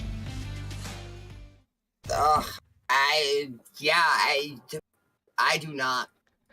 Heavyweight's tough. Heavyweight's tough. I'm interested to see who they pick though, Jay. You see who they're picking. They're picking Tom Aspinall and Daniel Cormier. I think that's a good pick for Vape. To be real with you. Vape is a guy that's a veteran. He's already proven his grappling abilities in the past. Yeah, we'll have to see how it stands up against somebody like Aspinall, who is very, very long. He's very long, and he can keep this fight very much at range for the entire time if he wants to, Swaggy. Yeah, DC got T-Rex arms. He's short as hell. He's short, and it's not good when you're fighting somebody that's tall. You know, Tom got the reach, and Tom also has grappling. So you know, if they comes in here wanting to use DC's grappling, Throw does, you know, he does have good grappling of his own, Jay. Yeah, I think with DC, you got to get those takedowns because even though you have to get up close, Tom boxing so good, he can fight you in close range too. So it's going to be an uphill battle for DC, Cyrus. No, absolutely, man. Absolutely. Yeah. The problem is that he just has to cover so much more distance than Playboy does. Playboy just has the range on him in every way, and now he finds himself in top control, and Aspinall is no slouch on the mat either there, Swaggy. He's a phenomenal competitor. I think he's a black belt, you know, himself. Yeah, he is. Yeah, he is. That's the thing. He's like the new generation of heavyweight, Swaggy. Yeah, and he's also current heavyweight UFC champion. Interim. Quotation marks. However, you know, he's doing his thing right now on top of DC, and it doesn't really look like he's eager to transition out of full guard either, Jay. Yeah, well, he's up now, but yeah, I don't know. I just thought about when you said he's doing his thing on top of DC. That's funny to me. Oh my God, no! Oh my goodness. You're supposed to say that, not me. No, you're pondering about it. Cormier seems stunned at this stage in the fight. I feel like Vape is starting to become flustered. He doesn't really know how to enter or change up this fight. He's trying to work in some leg kicks. That's a little better from him. Oh, a hip toss from DC. This where DC wanted to be. This is all he ever wanted, even though he let him get out that position. With this 1 minute left, he has to do as much damage as he can to make up for the rest of the round, Cyrus. No, absolutely, man. Absolutely. This is really where he needs to turn it up. He needs to get some ground and pound. Does get top mount.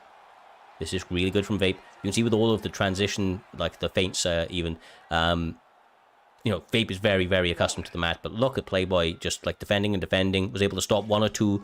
And even though he now gets ground and pound off, he didn't have too much stamina. So he couldn't just completely unload like he wanted to there.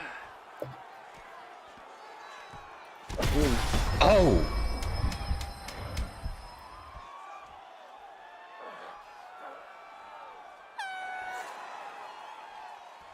I don't know if it's actually true, but happy birthday to Mr. Humbledink, one of the true goats of the community. And I'm hearing that Lepo's birthday as well. These guys share a birthday. That's crazy. That's crazy. Lepo got beat up on his birthday. At least Humble's having a good birthday. That's so fucking out of pocket. You don't have to bring that up. I've got to sing happy birthday. I ain't singing happy birthday, bro. I'm sorry. I don't have the voice for singing. Listen. We don't have to sing. Swaggy got it. I'll sing the 2 Chainz version, the birthday song. Wow. I only do the chorus though. Yeah, well, Swaggy got you, Humble. Now we're getting back into the second round. Yes, sir. Starting out quickly. You don't Vape. Gonna have to try and mix it up. He did get some success with a takedown towards the end of the first round, but he wasn't having fun up until then, and Aspinall's trying to mix it up with crisp, clean striking right now, landing a lot of these ones, Jay. Yeah. Oh, my... Oh! No, first of all, he should have been knocked out because he headbutted a lead uppercut.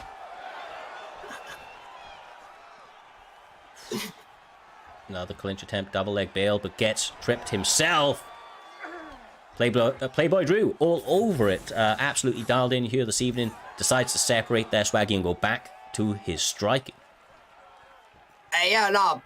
Playboy Drew looks really good right now. He's flexible all over. You know, he's He's doing really Oh, good on the your ground. vocabulary is crazy. He's doing great on the ground. He's doing great on the feet. And he's just doing his thing out there. He's landing big shots as well. You know, he has dropped Vape, and he's also putting a lot of damage in with ground and pound. Oh my God, big rock right there, J-Don.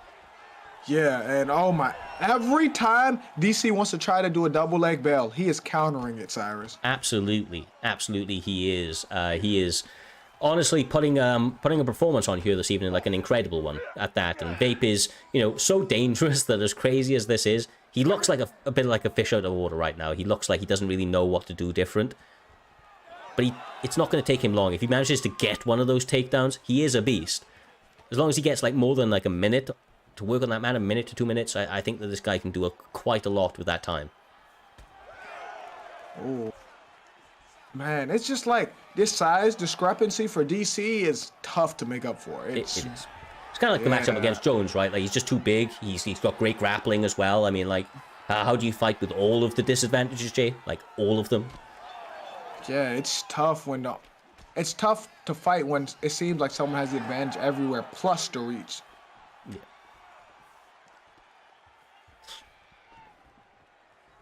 Yeah, no, it's not looking good for Vape right now. Even from the outside, he can't really do much from the outside. So it's not really beneficial to him, but it's actually more beneficial to Playboy with Vape kind of trying to play the striking field. Oh, beautiful pull. Counter to the body. Had him hurt and stepped off. This is a tactician at work. Absolutely beautiful performance so far from Playboy Drew as he continues to try and lands shot after shot. He now gets the doctor to be called in. We'll have to see if he allows this one to continue. I'd stop it. If I'm the doctor, I'd stop it. DC can't even see out his right eye. He's one eye right now. He's going to let it go. Why let it go? He's already getting beat up. He don't care for his life. He want DC to die. He don't care. He wants to see another. He wants another meme made today. He wants DC to cry in there. Oh.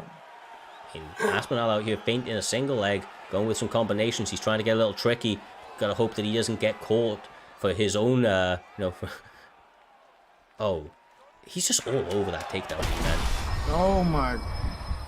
All right, ref, can we stop the fight now? Like, all jokes aside now. Can we stop this? Because DC is getting beat up. There's no need for him to get beat up. DC is old, fat, sloppy. Like, it's time to go.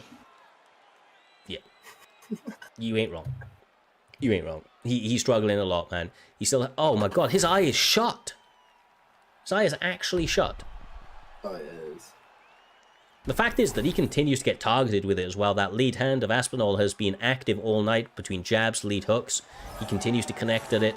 The doctor won't stop it. Maybe Herb Dean will, as it's not going to take too many more to separate Daniel Cormier from his consciousness.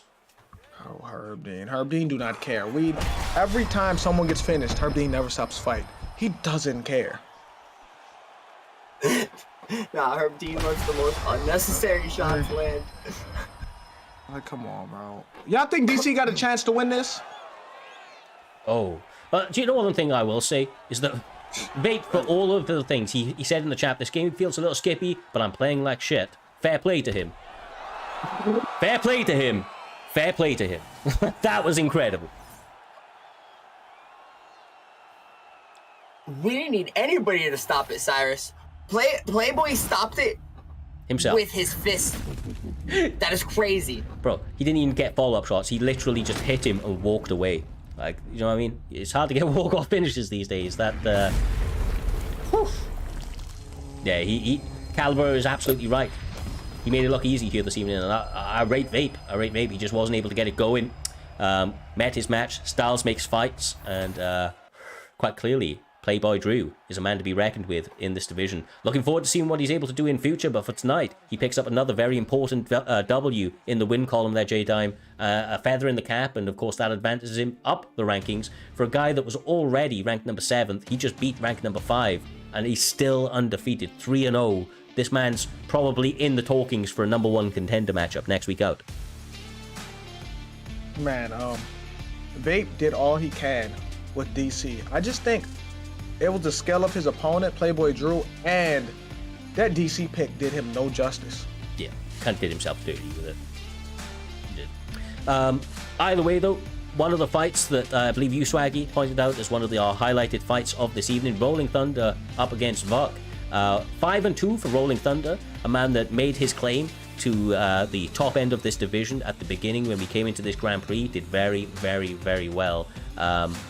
Obviously has proven to be a menace now since that point, but one of the bigger tests that he's going to have is going to be up against what remains of Vuk Gaming, because Vuk Gaming is a true and utter menace to society. This man will come after you with every single tool at his disposal, and with a pick like Rachmanov, I feel like that's a serious pick here this evening. That's a serious pick up against the corner. Oh yeah, he wants to knock his head off his shoulders. He big Shavkat. You know what that means? He does not plan on going for the BS that Rolling Thunder gets everyone else with. Like I said, Rolling Thunder is like the better version of Swaggy. Like if Swaggy could get to a high level, that's Rolling Thunder right there. And I think there's a method to his madness. He isn't just randomly throwing stuff. He knows what he's doing, Cyrus.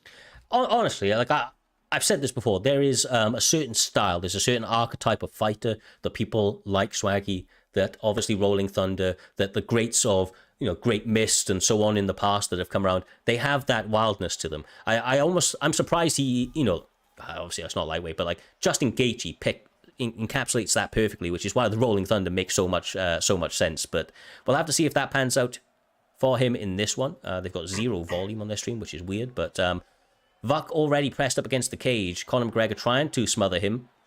But he's got to remember, Swaggy, that Vuk and Rachmanov, they hit hard too, man. This is a higher weight class.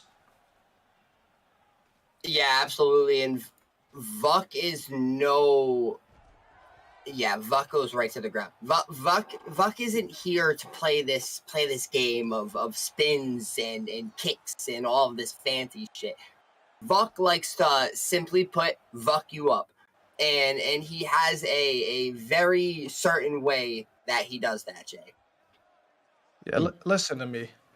When you fight someone like Rolling Thunder, like I said, you got to keep everything short and keep it basic. Either you're going to wrestle him or you're going to keep the combos basic, because as soon as you fight outside yourself, you get hit with some crazy shit, Cyrus. Absolutely you do. Absolutely you do. And the thing is that Vuk is such a frustrating fighter to fight against, I would imagine, because of the way that he approaches the game, the way that he brings the full array of mixed martial arts together, that, this is honestly somebody like Rolling Thunder's worst nightmare, I'd imagine. Somebody that's this, kind of able to mix in that grappling, that's able to take him away from the kind of controlled chaos that he wants to put out there on the feet. Smash this guy. I'm going to expose Vuk. That's not Rolling Thunder, is it? No, it's not. No, that's not. That's someone else. Smash is cool. Okay. No, that's someone else. Rolling Thunder is... I forgot what's his name. It's like Indian Tech something. That's yeah, it, Indian High Tech. Yeah, it's something. It's something like that. But, yeah, right now, Vuk is fighting his fight right now. Fighting to his strengths, which people don't do against Rolling Thunder, so Rolling Thunder is able to get victory, Cyrus. Absolutely. He, like I say, he tries to employ a controlled chaos in that cage that a lot of people kind of get caught up in that whirlwind and they're unable to answer back, but not what remains of Vuk. He is absolutely dialed in. He is the veteran that he absolutely has always promised to be, and as you can see, he is moving from position to position on the ground now, Swaggy, very, very freely, although they do stand up at least momentarily. Yes, no, absolutely. And, this is exactly what Thunder wanted. Well, to stand up, he doesn't want this. This is exactly what Vuk wants. And it does look like he's going to get that choke in there, Jay. Almost yeah. Oh, look how much of the bar it took. Oh, yeah. One more sub, this match ends. Oh. Bro, this guy, Vuk, he's a problem. I'm telling you, bro, he is a problem. He is not like, maybe as masterful on the feet as somebody like a Conor McGregor. And he may not have like the, pure grappling of a Damian Maia, but he is better than most people in most positions. And it's what makes him so dangerous. The fact that he can do it absolutely everywhere, and there's no real clear weak spot, J-Dime, in his armor. Yeah. But if you want to have some success with Vuck, you have to find a way to keep it on the feet. Because once it gets here, this is his bread and butter, Swaggy. Yeah, no, this is exactly where Vuck wants to be. This is where Vuck's most comfortable. And, it looks like Vuck's just going to ride it out right now, let it be a slow burn, Cyrus. No, exactly right. He's not looking to rush it. He knows that this controlled, non-stop onslaught of ground and pound, striking, and submissions is ultimately going to force Rolling Thunder into making too big of a mistake. We saw him almost get a one-shot submission a moment ago. He's going to continue to try and move between these positions and find another opening to do so. And he just does so seamlessly. He knows all of the little kind of minor mini animations in between transitions, the way that he can advance position and maintain. Like, he doesn't seem to find himself in full guard at all, Jay. He's always in half guard or greater.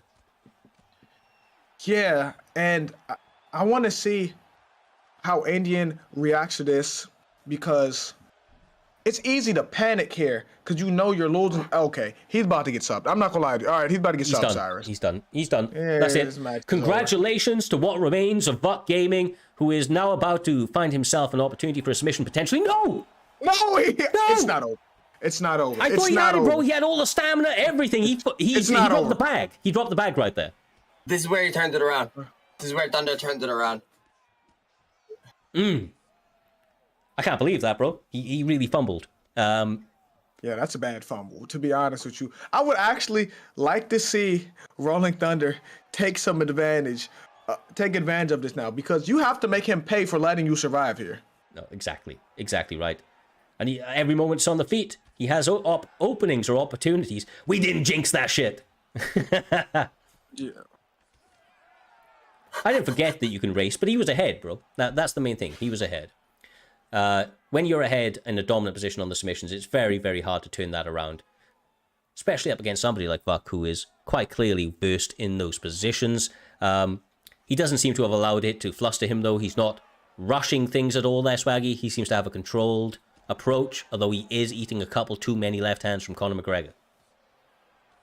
Nah, he still has a very calm striking approach going on right now, too. Like, Vuck's, his head movement's on point right now as well, Jay. Yeah, it is. But Vuck is in a dangerous position because Rolling Thunder is trying to make a comeback here. And to me, I think Rolling Thunder needs one stun. Once he get that one stun, he goes guns firing, Cyrus. Yeah, no, absolutely. Sorry, I don't know. Sorry, so I want to make a... Can you curse so I can win easy money?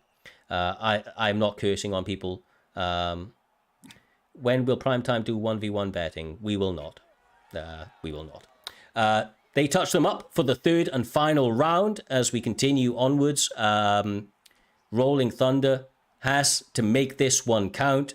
Here, Swaggy eats a front kick, but this is Vuck's fight to lose at this stage. Yeah, no, absolutely. Rolling Thunder came a long way. That he survived that almost submission last round, and now he's here. He's striking. He's doing his thing, and all it takes is one big strike from Rolling Thunder, and look at that, a beautiful, beautiful takedown defense. J-Dime. Oh, he's going. Now he's in timeout.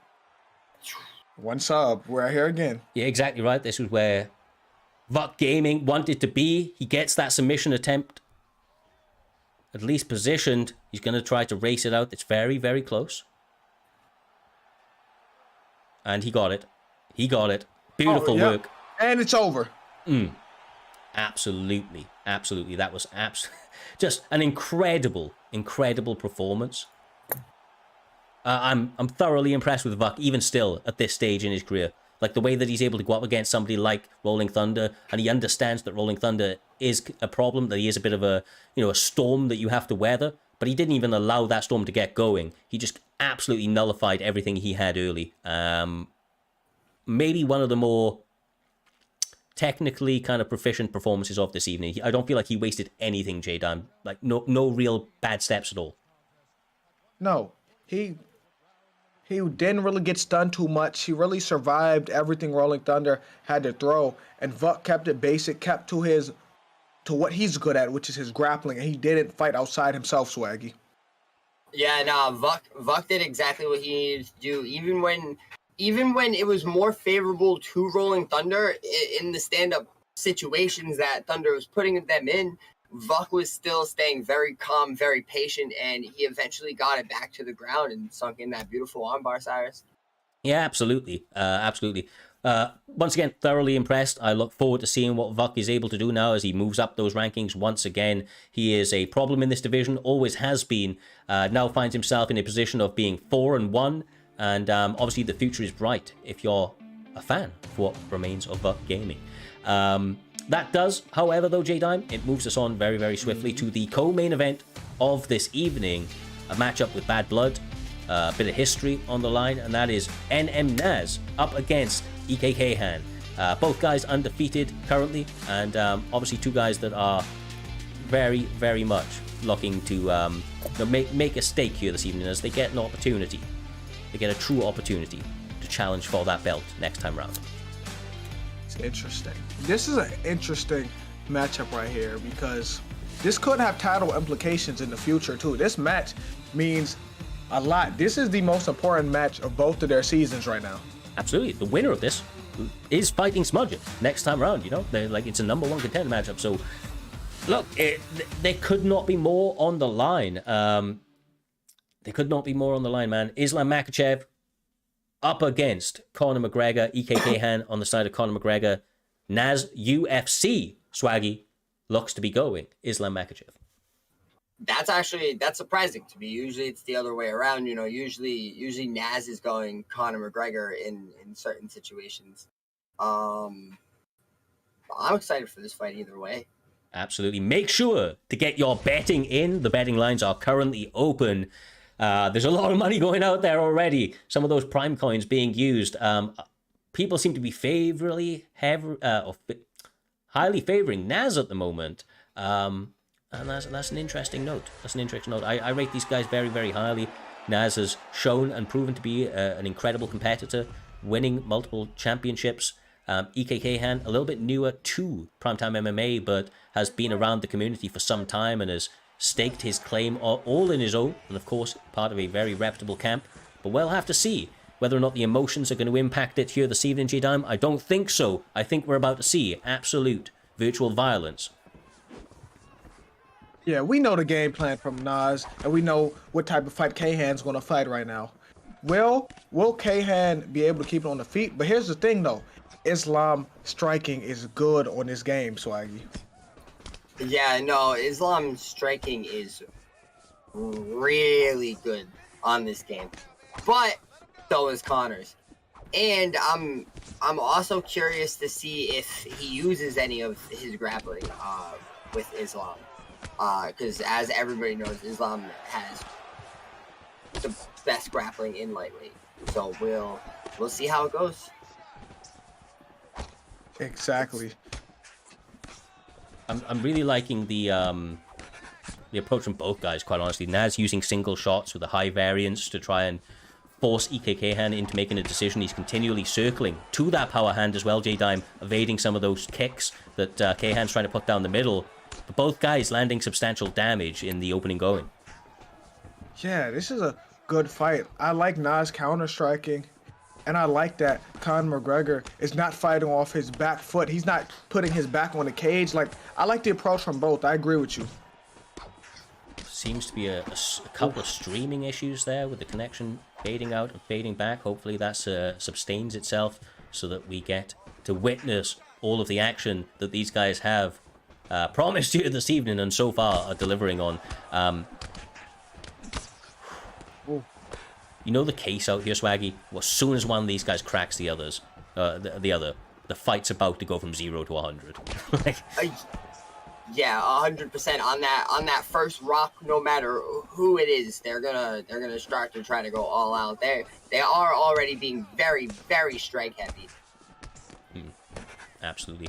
I think it's mutual respect. They know that the takedown defense is high, so it's going to be really, really set up.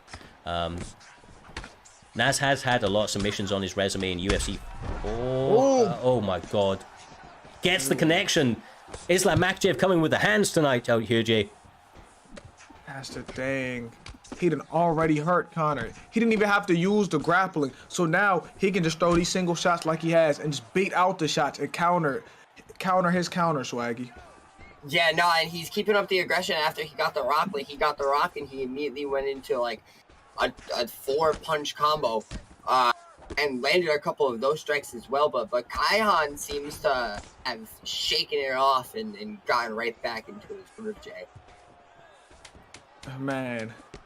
But if you're Nas, you have the most confidence in the world because you were able, when this round, hurt Connor without you getting stunned or getting put down yourself. Yeah, let's be real. Conor McGregor's best round is his first round in almost 100% of situations. That is where he's most dangerous. The fact that he was able to connect early is only going to play dividends as they continue out across the rest of this matchup. I'm interested to see how this pans out. Front kick, fake glove touch, front kick. He does it again. Yeah. Hey, why have people not learned that Nas fake glove touches in the second round every time? It's not even a surprise. This is their own fault. They have bad blood too, so I'm surprised he even went for the glove touch. Bro, there's bad blood between these guys. The fact that they did that, Swaggy, is crazy, bro. I didn't expect to see that because of that. Even if they did it, he does it to people he don't even know. So why wouldn't he do it? Yeah, it's a beautiful game plan, honestly, like coming in babyface and then pulling heel at the beginning of the second round. Yeah. Amazing. Right, he might have this fight right now, to be honest with you. There's so much time, and side control is stuck. It's a terrible position, Jay, to be in, bro. It's so bad. But he has got a stamina disadvantage now, so he might start. He's not getting out.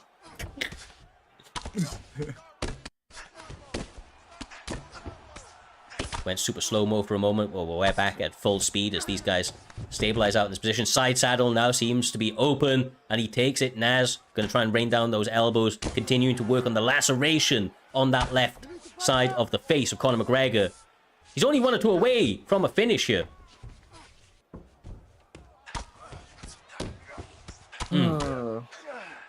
He's stuck. He's not gonna. He's like, he's in hell right now. He can't get out. Oh yeah, my. it's not looking good for him. No, it's over. Lovely. There's a lot of elbows landing. Yeah. That bag's just getting redder and redder by the second. Oh my gosh. The doctor's already at the I'd stand up. If I'm him, I'd stand up and back up. Doctor, come in. Yeah. Don't give that corner team an opportunity and the cut man an opportunity to deal with some of that blood. And the cut there is 1:30. And honestly, if he does separate, I wouldn't be surprised if the doctor does stop it. He needs to drop him one time here and back all the way up. Oh, back up. Back up. Back up. Oh, no, he's not trying to kill him. No, he's trying to kill him. Yeah, he is. He doesn't want to let him get saved. He don't even want the ref. Oh, he don't want the doctor to save. Oh, my. Lovely. Is he going to get the submission here? Oh, he's going to torture him. Oh, my.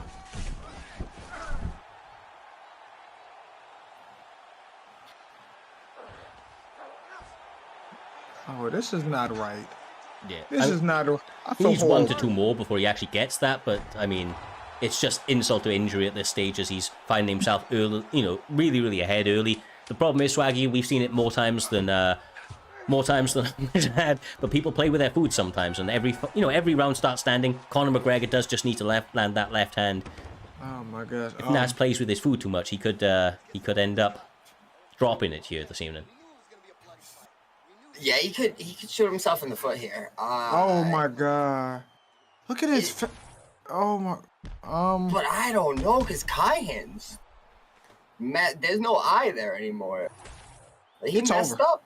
It's been over. It might be. Is there any glimmer of hope left No. for Kaihan at this point? No. You think he got hope? I mean, he's gotta have something up his sleeve, right? I'm telling you, Nah. the left-handed corner is otherworldly, but he is so far behind. It's going to take an absolute miracle. Man. Oh, that's it. That's got to be it. I don't know what's happening in slow-mo, but it's got to be it. Unless he decides it's not. Oh, my God. This is an ass whooping and a half. Oh!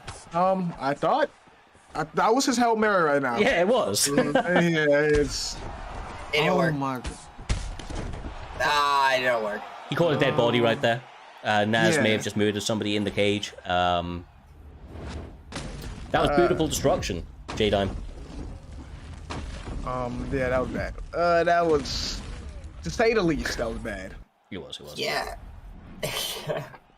Listen, there was an ass whooping. He does it, man. He secures himself an opportunity now as teammates and friends collide. NM Naz will be going up against NM Smudger next time out for the PlayStation strap. I know that it's not a fight that either one of these guys in an ideal world wanted, of course, but when you when you compete in a promotion like this and you rise to the top of that pile, you've got to be willing to take on all comers, and I know that they will have to put friendships aside and find out who is able to walk away that championship or that champion. I know Smudge has been hungry. I know NM Naz has been very, very hungry. So I think it's a beautiful, beautiful matchup, and we only have one more week before we see those guys finally throw down. But J-Dime, that is not the last fight of this evening. We of course have the main event of primetime 114. That is FSK Fadanator. Faddy, the goddamn baddie, your Xbox GOAT on UFC 5, going up against one of the most hungry opponents he has ever had the opportunity to go against. KM Mixups, a man he has fought back in UFC 4, a man that has completely adjusted his game and now is trying to bounce back in a big way to claim that opportunity here this evening against one of the greats. Yeah, it's time to see what have Mixups got good enough to close the gap. Like I said, I always say, he had a chance to win when Fadanator controller died, but he took the nice route, and he ended up getting beat up for it. So let's see, can he win this? Absolutely, bro. Absolutely. And I will say, from everything I've known about mix-ups in the past, Swaggy, I don't know what to make of that pick of Pereira. I want to see somebody where he can grapple, but this man assures me that he's made the necessary adjustments. That's a good pick. No, that's actually a good pick. No, I just thought about that. That's a good pick because So we dove into this on the podcast, me and Doc, and Doc loves the Piera pick because he thinks Mixups is going to be able to really use Piera to his fullest. However, on the other side of Mixups, you do have Fadanator. Piera is also overall the better player, I feel, in the better character in the game. But still, you got Fadanator controlling Izzy on the other side, so it could get dangerous from either side. Exactly. Well, we're about to find out. A lot of people obviously do favor the matchup when you're picking Pereira, but I know the absolute GOAT level strategy and reflexes of the young Faddy the baddie. We'll have to see how this one pans out. 5-round schedule, J-Dime, between two absolute savages. man, it's tough because Alex Pereira, this one specifically has 99 power, and you know how overpowered hooks are. So Fadanator has to be the best version of himself to win this, and he can't make a mistake to win this match, Swaggy. Nice. No, there can be no mistakes made here because, and I'm talking from either side, because both guys are so knowledgeable about how to take over when a mistake is made, and they know how to take any mistake and turn it into dominance. All right, Mixups needs to slow the hell down, bro. He's going crazy out there. He's trying to throw some wildness, and that may work against a lot of people, but Fadanator's too good on the defense, man. He's not gonna let you land some wild shit like that. Nice. Fighting like his heart is racing, Cyrus. Yeah, you can see, like, yeah, you can see it, bro. You can see it. And it's not that he can't pull it back. It's definitely not. But early on, he feels like maybe the moment's just getting to him just a little bit. The pressure got to him just a little bit. And he's kind of rushing it more than he would normally. He seems to have slowed down a little bit now, Swaggy, which is a lot more encouraging for him as he starts to make the right reads, slipping and evading some of the shots that Fadanator are trying to put his way. Yeah, man, he's starting to calm down, and that could have got bad for him because look at his stand bar. He already used so much stamina. Oh, and that's what I was saying, Cyrus. With Alex Pereira power, Fatty cannot make a mistake here. Oof. He took the right steps. He took a step back. He controlled his emotions, and he was able to get a big duck and a crack, which has probably put Mixups back into this round, maybe even ahead. He's smart though. Right now, Fatty is being really smart because even though he did get stunned, he keeps throwing them low calf kicks because you can take away some of Alex's power because his switch stance is at 80. So he's trying to mix them leg kicks and to zap that power and make him switch, Swaggy. Yeah, no, exactly. He definitely... Fadanator's playing so smart here. But Mixups is landing the right shots. And Mixups is really putting together a beautiful striking showcase. I'm actually, yeah, no, I am thoroughly impressed. He assured me he had made the necessary adjustments on the feet, and after some early concerns, I have to say he's really settled in, and he is proving his point.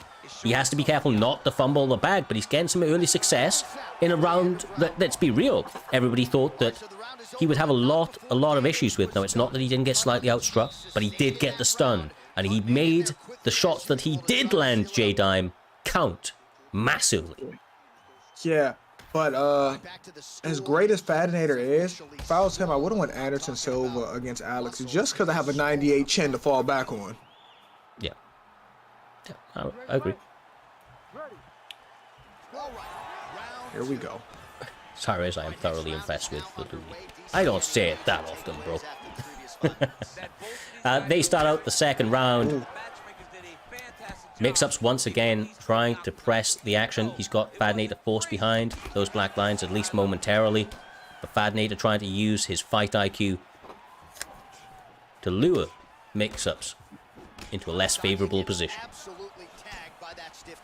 And this is tough because Izzy can't fight in a pocket at all with him. He has to get his and get out of there, Swaggy.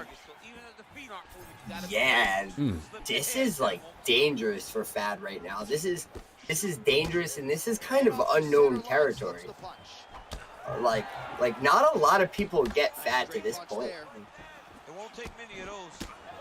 Ooh.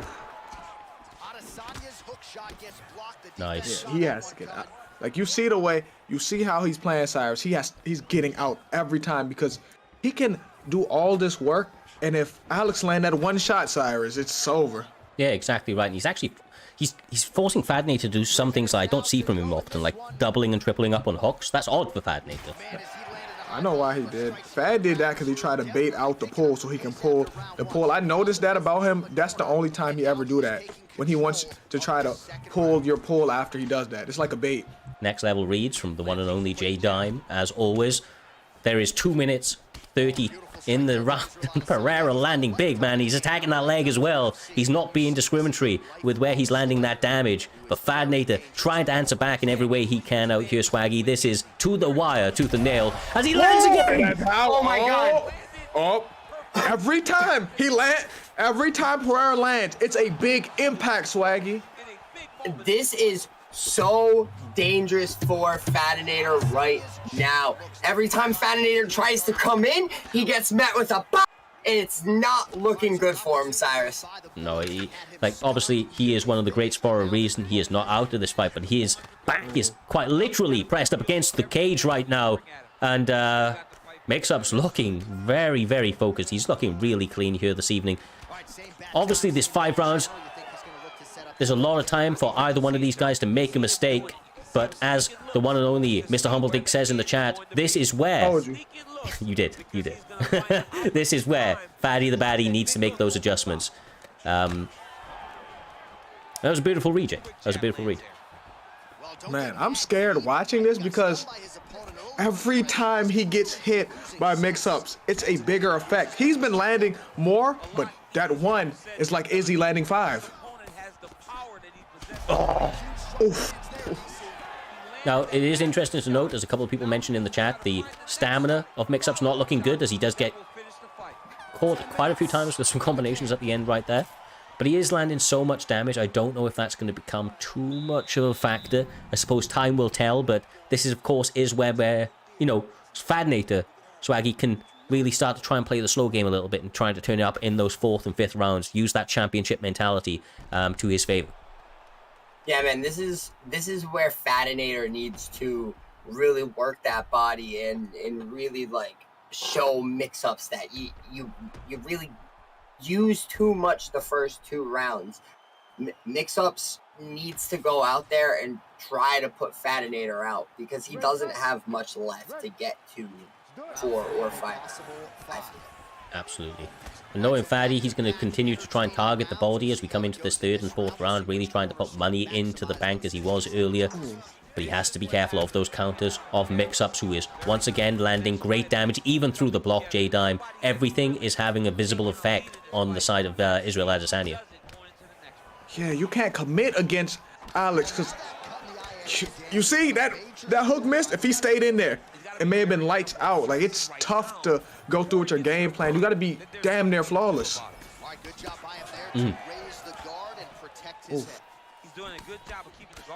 It's crazy because Mixups did look nervous at first when he came out. He was just kind of throwing a lot of stuff.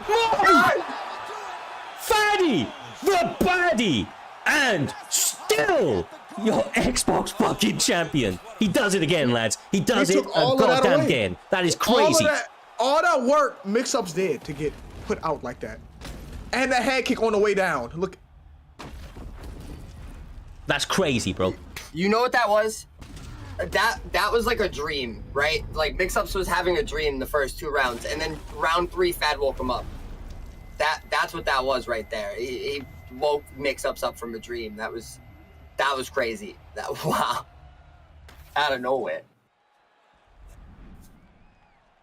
I'm fucking blown away, man. I'm absolutely blown away. That listen, never count out Faddy the baddie. Never count him out, but that I want to talk really quickly about the fact that Mixups was looking phenomenal here this evening. He was looking the best version he's ever looked, and he's going to continue to try and make those adjustments. If he didn't get clipped right there, he was ahead. He was ahead. But Fadanator, just being the absolute beast that he is, J-Dime. Oh, I'm reading. No, you're good. He gets the victory. Some way, somehow. The greats turn up even on their bad nights. The greats. That would have been a draw. That would have been a draw. I'm looking at this. That would have been a draw. Yeah, no, I mean, at that point it was, yeah. No, at that point. Man, he just made up for all of that. Damage was going to Alex's side. That overhand and then the head kick to put him away. He was probably already out by then, the overhand hit, but just add insult to injury. No, absolutely. Oh, Jesus. Look, it has been an emotional roller coaster already here this evening. Every single one of these guys have, you know, they really, really turned up, from the grappling exchanges we've seen to the absolutely sensational striking that was fully on display in, well, honestly, a large section of these fights. So all of these guys were able to kind of do it in every single which way. This is, oh, clicked on the wrong one. This is exactly what we expected to see here this evening. I'm very, very, very surprised with the way that main event went as a whole. You know, I knew that Mixups was going to be a danger. Was not expecting him to have so much early success, but like I say, Faddy does it again and remains your Xbox champion for another couple of weeks at least. Of course, we will be having a #1 contenders matchup for the Xbox division next week out, I do believe, and then we will see him return to close out the season as we take a short break before Christmas and the like in the new year. But for now, guys, that does call an end to Primetime 114 from myself, J-Dime, and Swaggy. We appreciate each and every one of you. The support has been incredible. We hope that you continue to enjoy the action and all of the content that we are putting out there for you. We will be back next Saturday, same day, same time. If you haven't already, make sure to check out J-Dime TV on Twitch. Make sure to check out Swaggy Dr. Kush, two of the most entertaining Twitch streamers that you will get to see, and obviously big supporters of what we do here at Primetime MMA. So much love, stay safe, and please make sure to join the raid at the end. We're going to be trying to show some love to some of the others within the community, so join it up and let's make somebody's night.